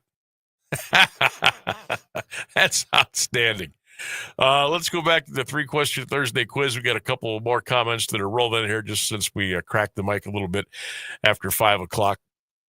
Sam, Sanders and Watson to both get snaps this year. Yes, I believe it's going to happen. Best atmosphere in Ohio for high school football. They go with Louisville, the home of the Leopards, and they say no. Unfortunately, the Buckeyes will not repeat as national champions in college football. We got a couple more coming through here. Patrick says, Deshaun and Shador taking snaps for the Browns? No, not going to happen this year. Best high school football atmosphere in Ohio, best game night experience. He goes with the Lake Blue Streaks over at Blue Streak Stadium. Yeah, they do a nice job over there, too. They really, really do. He says, yes, the Buckeyes will repeat as national champions. Let's see here. Lloyd says Watson will get snaps. Deshaun will not. He says McKinley games are always fun. And he says Buckeyes will not repeat as national champions. Mike says no on Deshaun and Shador getting snaps this season. Paul Brown Tiger Stadium, for him, the best game night atmosphere. Yes, the Buckeyes will win the national championship again. Walter checks in. Yes, he thinks that Deshaun and Shador will both play this year for the Browns. He says all Federal League stadiums and Paul Brown, the best atmospheres for high school football. And he puts up the prayer emoji. He says, I'm hoping Ohio State can go back-to-back and repeat as college football champions again this season. You know what? It scares me a little bit about Ohio State. Like, they're just running roughshod over everybody. And, I mean, you look at the schedule. Okay, they beat Texas, which, you know, that was the big game. And that was, you know, Arch Manning was kind of a disappointment. Although I got to credit the Ohio State defense because they made Arch look really pedestrian that day. Okay. And look, Ohio State had a couple of cupcakes. We know that, but they handled their business. They took them out. They didn't have any problems. They went on the road to Illinois and won. They're going to go to Wisconsin this weekend. I don't want to say it's been too easy for them because there's been a lot of goofy stuff going on in the top 10, top 15 in college football this year. But I don't know. Look, the talent is absolutely there to repeat. The talent's there. The coaching is there. It's just you kind of get the feeling that it is so hard to repeat. It's so hard. And you got to play extra games now for the playoffs. Instead of playing 1, maybe 2, now you got to play 4, which I think is still a little bit insane, but that's the world we're living in. I don't know. I'm hoping they can repeat. I think if they stay healthy, that they've got a heck of a chance. They got a heck of a chance. But it is so hard. It is so hard to repeat nowadays in college football. It's hard to repeat in anything, really, because you always got that big target on your back. Everybody's gunning for you. You're everybody's Super Bowl. You're everybody's World Series game. You're everybody. I mean, that's just the way it is. But when I put that question on there, I was like, ooh, I don't know if I can answer that. And I got to take my Buckeye glasses off and everything. And I'm like, I think they can, but I'm not 100% sure. Not 100% sure.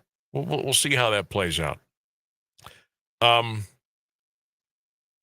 As far as the Browns question, saying I believe Shador's going to get some. I think Shador's going to get a lot of snaps by the end of the year. Now, remember, Watson's eligible to be activated here in a couple weeks. I mean, let's just say, I don't know. But let's just say somebody gets hurt or 2 guys get hurt.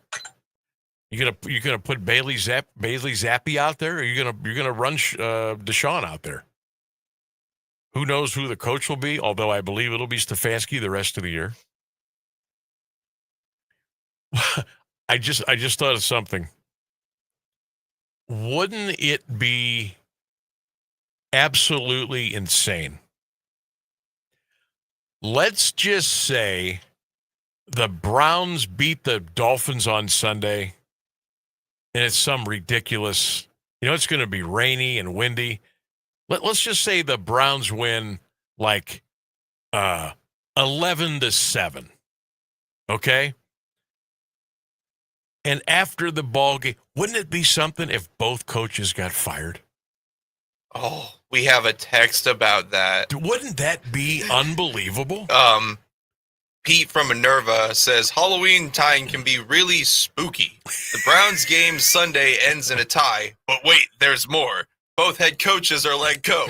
But wait, there's more. Both coaches are picked up by the opposite team. Oh my God. Spooky. Wouldn't that be that is a great text coming in from Minerva. And obviously I didn't see that text, but I wanted to relate to you what was going through my head. What if it's just an ugly game and both teams like, you know what? We're moving on. And they fire both coaches after the game.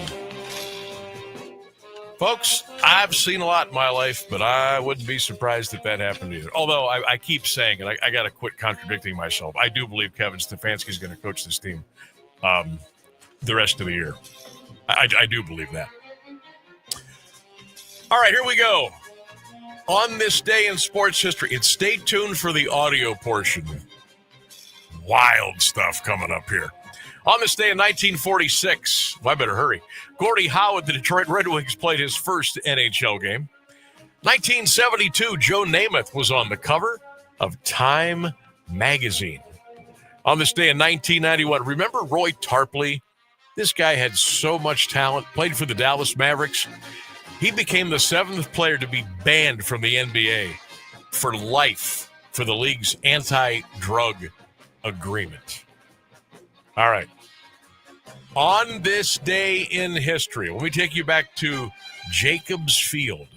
The Cleveland Indians are playing in a playoff game against the Seattle Mariners. Bob Costas and Bob Uecker are on the call. Place is packed. It's a great atmosphere. The Cleveland Indians mascot Slider is doing his thing. He's out there on the wall out in right center field. And here you go. Players don't see it. Slider is on the field. Vallargo lines to left. It's going to drop for a hit. The mascot fell out of the stands, and he is hobbling toward the bullpen. No sooner had we mentioned the injury to the Mariner Moose than Slider took a tumble, and he was literally on the warning track as Wells pitched to Vallargo. He's really hurt, Bob. He's laying down out near the Indian bullpen. He fell off. I saw him fall off the area out there in right center. He was up on top of the wall out there doing his dance between innings, and then fell. He slipped, it appeared. As we said earlier, it's been raining here. And the top of that wall and the dugout areas, you can see a little water on. How about that? We get Bob Costas and Bob Uecker, playoff game in Cleveland, and Slider falls and injures himself. You know what happened a week before? The mascot for the Mariners, the Mariner Moose, fell and hurt himself and had to be taken off the field on a cart. You can't make this stuff up. All right, that's on this day in sports history. We'll come back. We got another half hour to go. Let's hang out together. What do you say? 1310 WDPN. Here's the latest news on AM 1310 WDPN. Good afternoon. It's 5:30. The ceasefire in Gaza is holding, although it's on shaky ground. More from ABC's Ian Panel in Jerusalem. There are a number of issues that have emerged. One is disarming Hamas. The militants have been reasserting their control in the parts of Gaza that the IDF has withdrawn from against other armed groups, some of them organized based around clans, family clans, others criminal elements. But their methods have sometimes been violent. Horrific images emerging in a video verified by ABC News appearing to show Hamas-linked gunmen carrying out a public execution. Israel is accusing Hamas of not holding up its end of the ceasefire agreement because they say not all of the remains of the hostages who died have been returned. Hamas says it's located all the remains it could, and outside groups have offered to help. President Trump spoke to Russian President Vladimir Putin today. He called it very productive. Call comes ahead of the president's meeting at the White House tomorrow with Ukraine's President Vladimir Zelensky. Trump's phone call with Putin lasted more than 2 hours, and he says he believes great progress was made. They agreed there would be high-level U.S.-Russia meetings next week. Secretary of State Marco Rubio will lead the U.S. delegation. Trump also said he and Putin will then meet in Hungary to see if they can bring the war to an end, but he does not say when that meeting would take place. It's day 16 of the federal government shutdown. The Senate voted and failed to pass the same two measures that would have funded the government for a 10th time. The issues remain, with Democrats urging a conversation on extending Affordable Care Act tax credits, which, if they are allowed to expire, could result in higher premiums for millions of Americans. Republicans say they won't have a conversation until the government is reopened. The stalemate could put a strain on certain government services. ABC News senior White House correspondent Selena Wang says crucial veterans services will still be available. The good news is that when it comes to Veterans Affairs, key services will continue. So that means benefits will continue to be serviced and delivered. And in addition to that, VA medical centers will also remain open and provide all services. You've also got suicide prevention programs, homelessness services, and caregiver support that will continue. A court in Manchester, England, has opened and adjourned an inquest into the death of former boxing champion Ricky Hatton. He died last month at 46. Hatton was found unresponsive at his home September 14th by his manager, Paul Speake. Speake was there to take Hatton to the airport for a planned comeback fight in Dubai. The court heard the provisional cause of death is hanging. Hatton was last seen by his family September 12th. Fans lined the streets for his funeral last week. Hatton was a 2-weight world champion and had been open about his mental health struggles. It's 57 degrees and Alliance at 5:32. This is WDPN News. I'm Jeff Mears. Now, the Alliance Area Weather Forecast on AM 1310 WDPN. Sunny today, high 62. Tonight, areas of frost, otherwise clear, a low 35. Areas of frost early Friday, otherwise mostly sunny, a high 64. Saturday, a chance of early showers, a high 75. Chance of rain 30%. Sunday, showers likely, possibly a thunderstorm, and a high of 68. Chance of rain 90%. That's your WDPN weather. High school football continues on AM 1310. This Friday evening at 7, it's the Warriors against the Warriors. Carrollton takes on West Branch with Sam Bourquin giving you the play-by-play action live here on AM 1310 and streaming live on the Q92 Radio Sports Network. Carrollton and West Branch this Friday on AM 1310 WDPN. Hi, Hi, I'm Cindy with Anthony Petiti Organic Greenhouse, inviting you to the 23rd Anthony Petiti Organic Greenhouse Fall Festival, Saturday, October 18th from 10 a.m. till 4 p.m. at 5828 Columbus Road in Louisville. This family-friendly event happens rain or shine. Bring the kiddos and meet the animals at the Farm Petting Zoo, including our adorable baby donkey. Take a ride in the fall colors on the hayride and test your courage at the Haunted Maze. Enjoy delicious bites from local food trucks. Plus, shop at the farmers market vendors, pop-up sales throughout the day, and stock up on all your fall decorating items. Don't miss the amazing sales, 25% off all fruit trees and berry bushes and 20% off all landscaping plants during the festival. It's the 23rd Anthony Petiti Organic Greenhouse Fall Festival, October 18th from 10 a.m. till 4 p.m. Visit us online at petitisorganic.com or give us a call at 330-455-5997 and find us on Facebook and Instagram.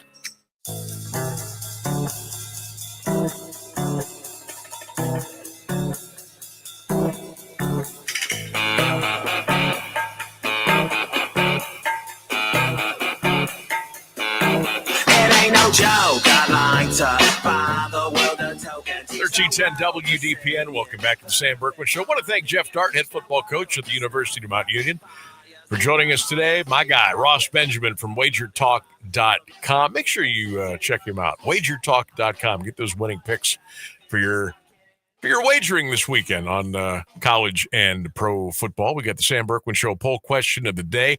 Actually, it's our 3-question Thursday quiz. All right. We have another employee to add to the payroll here on Smith Avenue. My wife just texted in. Traffic update.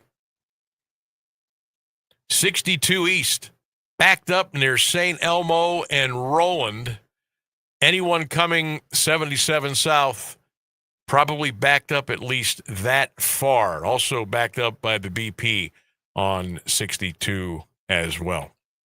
So if you're in and around that area, you might want to shake free before you hit that. If you do get into that mess, just try to slow her down a little bit and be as patient as you possibly can.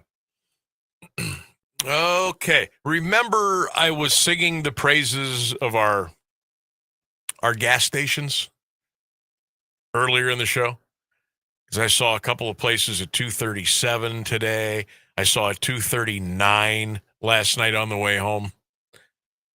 No sooner do I open my big fat trap and it's shooting up everywhere to 299. Just got a message. Unbelievable. They do it every time.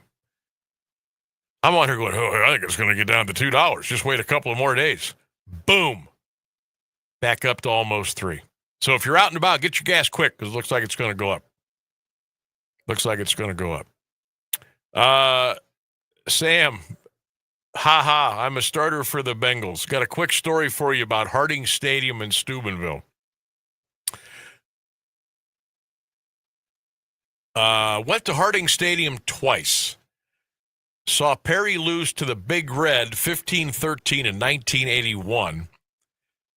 After it looked like the Panthers were in the end zone twice from the one on 3rd and 4th down.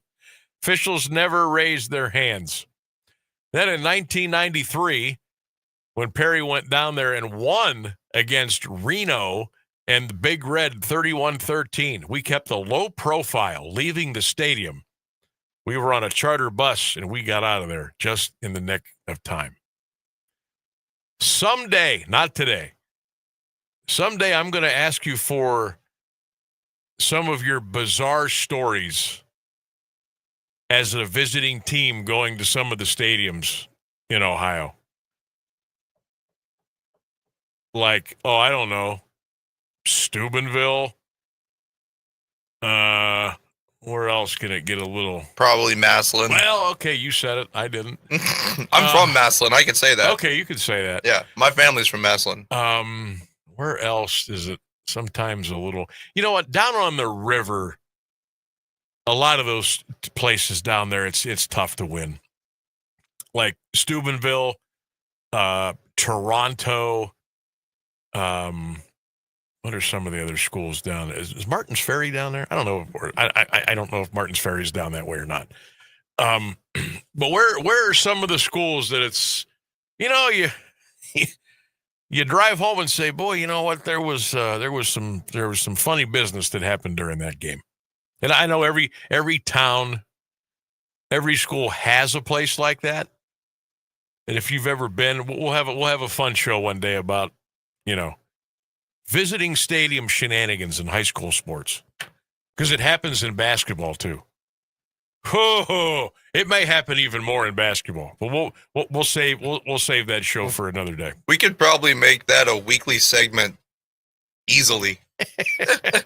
I mean, I've heard more horror stories from fans over the years about how their team got jobbed at a football game or a basketball game, and they're kind of funny because the people really do get into it. They get passionate about it. You could just tell by the tone of their voice and their face that it still eats them alive.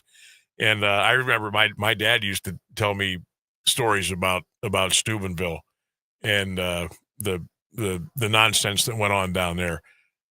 Because my dad went to McKinley and he played way a long time ago. Played for the legendary Bupp Rarick, as a matter of fact. And then obviously when I came into the world, that's where we spent our weekends, was Fawcett Stadium, watching McKinley and Timken. And but he used to tell me about the stories about going to Steubenville, about going over to Warren. Obviously he would drop Maslin in there every once in a while. But even some of the other, like there was a couple of games that I did not go to, because I didn't do the road games when I was little, but they would go over and play Lancaster one year. I know Maslin went to Middletown.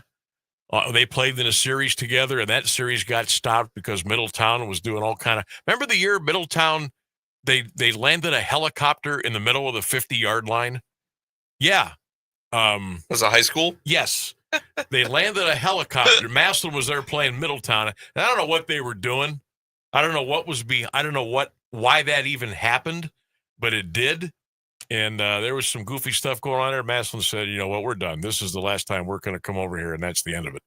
But yeah, there's some great stories out there. Great stories about basketball. Some of the gymnasiums that you go to over the years, and some of the things that just kind of happen. It's really kind of funny. Do you think that helicopter thing was a surprise from the PA guy? He's like, I brought a really cool thing for tonight's game. I'm not going to tell anybody what it is. You're going to love it. Right. I was like, why is there a helicopter? Yeah, it was literally a helicopter landed in the 50-yard line. As a matter of fact, I don't know the year.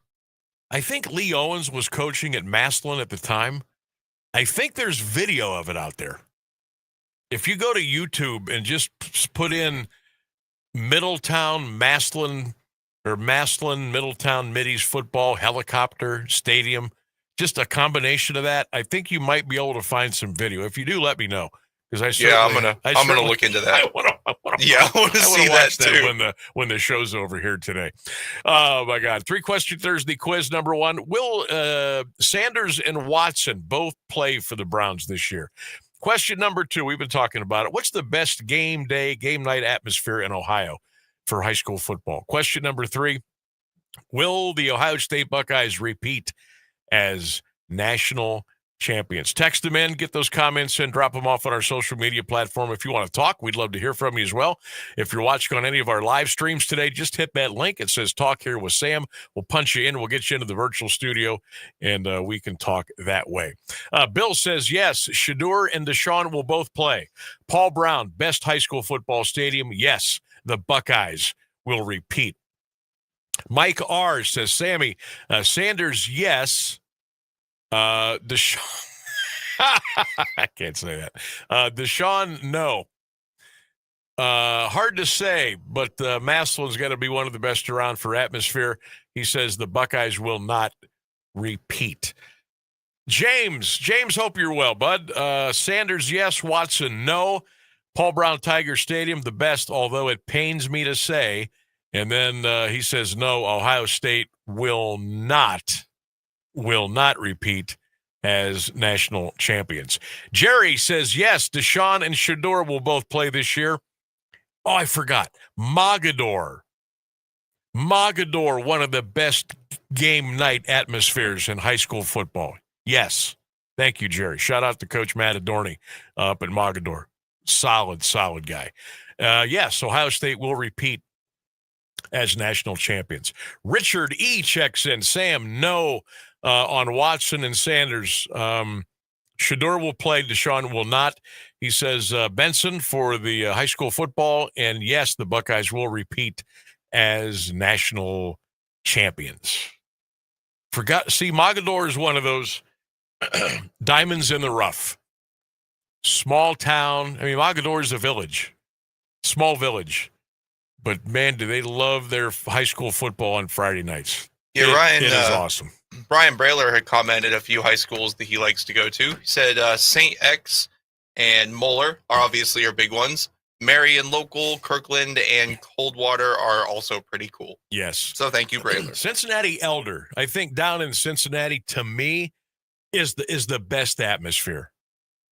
St. X is pretty good. Moeller, does Moeller have their own stadium? I don't think they do yet. I think they just kind of wander around. They played at Galbraith Field for years, like in the Kings Island area. I don't know if Moeller has their home stadium yet. I think they rent still. If I'm wrong there, somebody let me know. But yeah, the Pit down in Cincinnati Elder, that's a great place. Also, I was talking about some of the MAC schools earlier: Coldwater, Delphus St. John, Minster, Marion Local, those teams. And I think it's Coldwater. I don't know who their opponent. Coldwater and somebody in the maybe it's Versailles. No, it wouldn't be Versailles. Anyhow, the 50-50 gets up to like $10,000 or $12,000 at this high school game. It's usually Coldwater and somebody else. Now, keep in mind, these stadiums up there, especially in the MAC conference, they hold about 2,000 people, maybe 2,500. But it's the place to go on a Friday night. Everybody comes, and they buy tickets for the 50-50. And there's been years where one game has been at like $10,000, $11,000, $12,000 because they'll roll it over. Like if nobody wins the first home game, they come back for the next, and they'll increase and they'll just keep going until they get a winner. And there's been nights where the 50-50 has just been unbelievable. And then everybody shows up. I mean, that's just a bonus because you're seeing great football up there, and you got a chance to walk out of there with like $12,000, $13,000, $15,000 in cash. I mean, is there a better way to cap off a Friday night? No, that amount of money really brings out the degenerates. Oh man. Hey, if it wasn't a 3.5-hour drive, I would go. I would absolutely go. No, I would too. That's a lot of money. That's my point. Oh my goodness. Can you imagine? I mean, I keep sitting here looking at my pick 3 that my wife got me for my birthday. I got the pick 3 drawing for yesterday, today, and tomorrow for the day and the night drawings. And I haven't won anything yet. Yeah, hard. I mean, is anybody listening right now? Have you ever won a 50-50 at a sporting event? Raffle? I mean, it could be high school, college. They're doing it in the pros now. And those pots get really crazy. But like, have you ever won a 50-50 drawing, a 50-50 raffle drawing at a sporting event? And you don't have to tell us how much you won, unless you want to. But I've never won in my life. Never. I don't think my parents ever won. I don't think any of my friends have ever won. Like, it's so hard. You have to be so lucky. Like, I'm already thinking about the McKinley-Maslin 50-50. That's going to be good for, what, $4,000, $5,000, $6,000? Easily. And I'll probably buy some tickets, but I know I have no chance of winning. I used to see. I was one of the degenerates. We would go to games. This was after I had graduated high school and got in, college, but yeah. And we would go around to a bunch of games on Friday and Saturday nights. And we would go hit every 50-50 ticket stand in the stadium. Because we always thought if we only go to one, then there's no way they're going to pull our ticket out of that bucket. And a lot of places have, there's a red ticket, there's a blue ticket, an orange ticket, a green ticket. So we said, you know what, screw that. We're going to go to every single person, everybody hawking a 50-50 raffle ticket, and we're going to buy a strip of tickets from them. And we're going to give ourselves a really good chance. Like we really have a good chance now. We might win the whole thing. Never. And what makes it worse? We were never, ever even close. Like tonight's winning ticket number, I'll just say 11111.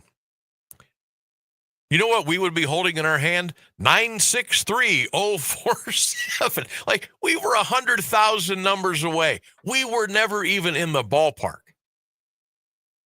So it was like, oh, geez, you almost lost. 2 more numbers, you would have had it. We were off by thousands. And of course, you know me, Mr. Conspiracy, I'm thinking, okay.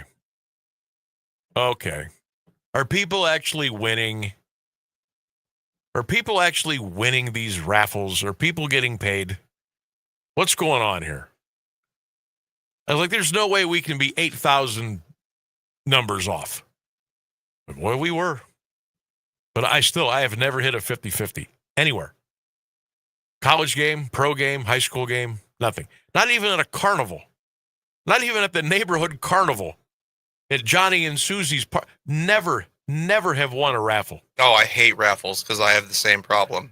I mean, I firmly believe they're a scam because I have the same problem.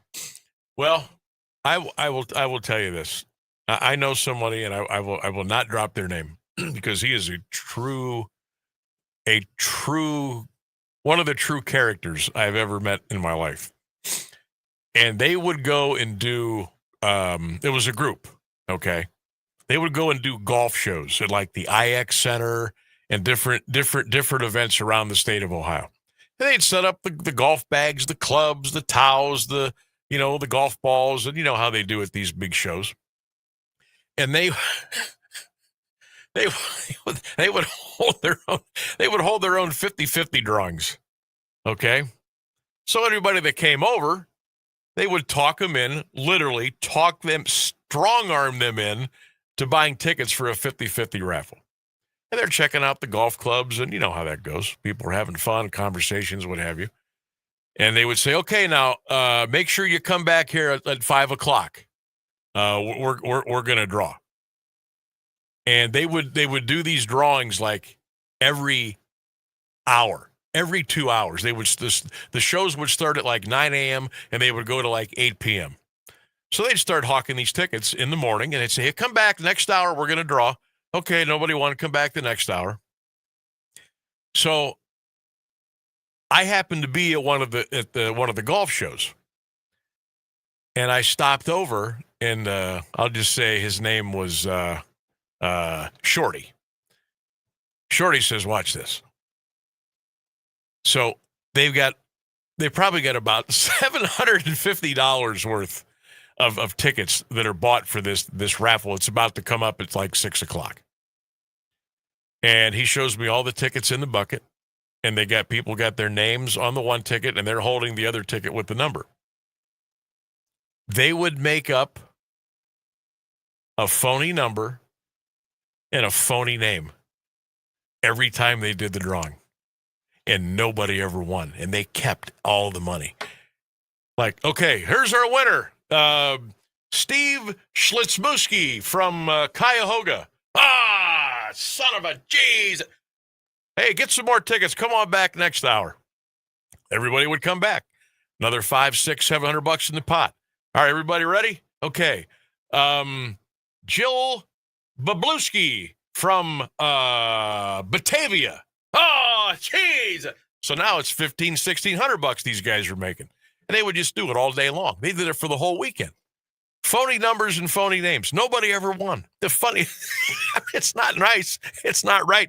But it was to watch the people's reaction. They're like, how the hell can nobody win? It's somebody different. Where are these people? Because, you quote unquote, you didn't have to be present to win. So they would make up, Joe Faboots or something like that. Nobody won. Come back next hour. This would go on for an entire weekend. It was one of the funniest things I've ever seen. And to watch the faces of the other guys who were in on the scam was priceless. Like they were going to burst into tears. They were laughing so hard inside. One of the funniest things I've ever seen in my life. Not right. Not on board, but man, was it funny. By the way, I just checked my pick 3. No. Midday number 833, Sammy B. Down the toilet again. We'll come back and wrap things up here on 1310. Mount Union Purple Raider football continues on AM 1310 WDPN. Join us Saturday afternoon at 2:30 for the kickoff as the University of Mount Union Purple Raiders take on Heidelberg University. Hear all the live action here on AM 1310 and streaming live on Q92 Radio Sports Network with Sam Bourquin giving you the play-by-play. This Saturday, Mount Union and Heidelberg at 2:30.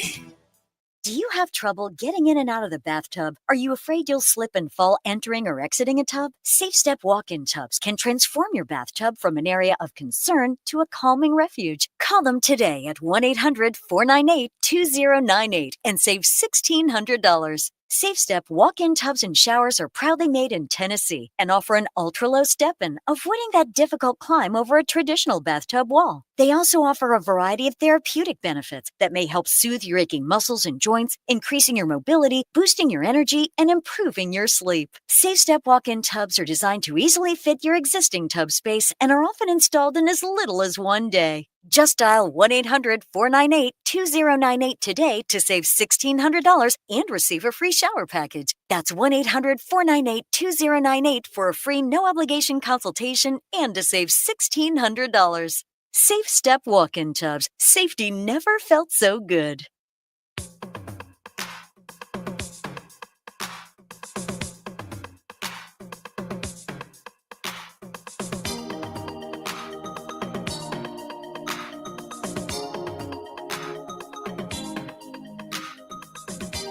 All right, there's Phil. He's warming up in the background, ready to go. That means it's just about time for us to wrap up shop here on the Sam Bourquin Show, 1310 WDPN. I want to thank my guest today, head coach of the Purple Raiders of Mount Union, Geoff Dartt. I want to thank Ross Benjamin from WagerTalk.com. If you missed either one of those interviews, they will both be up in podcast form a little bit after the show tonight on your favorite social media platforms, AM 1310 WDPN on Facebook. I will share those as well. They'll be up on YouTube. Check those out. If you missed them, they'll be up a little bit after the show. You can still get your answers in, too, on our 3-question Thursday quiz. We'll take a look at some of those comments a little bit later on. I always like to go back and check those out. Don't forget the good sports night tonight for you. The Bengals and the Steelers, 8:15 tonight down in Cincinnati. It's the Icy Hot Bowl. Flacco and Rodgers squaring off in the jungle. 6 o'clock tonight, baseball, Dodgers, Brewers. LA leads that series 2-0. And the Blue Jays and Mariners, 8:33 tonight up in Seattle. The Mariners lead Toronto 2-1 in that series. Great job by Rainsburg, as always. Thanks to everybody who participated today. Folks, we broke a record today for listeners on X. Smashed the record today, and we really appreciate that as well. Remember, go Browns, go Bucks, go Cavs, go Guards. Good night, everybody. We'll see you tomorrow on an AWP Safety Football Friday.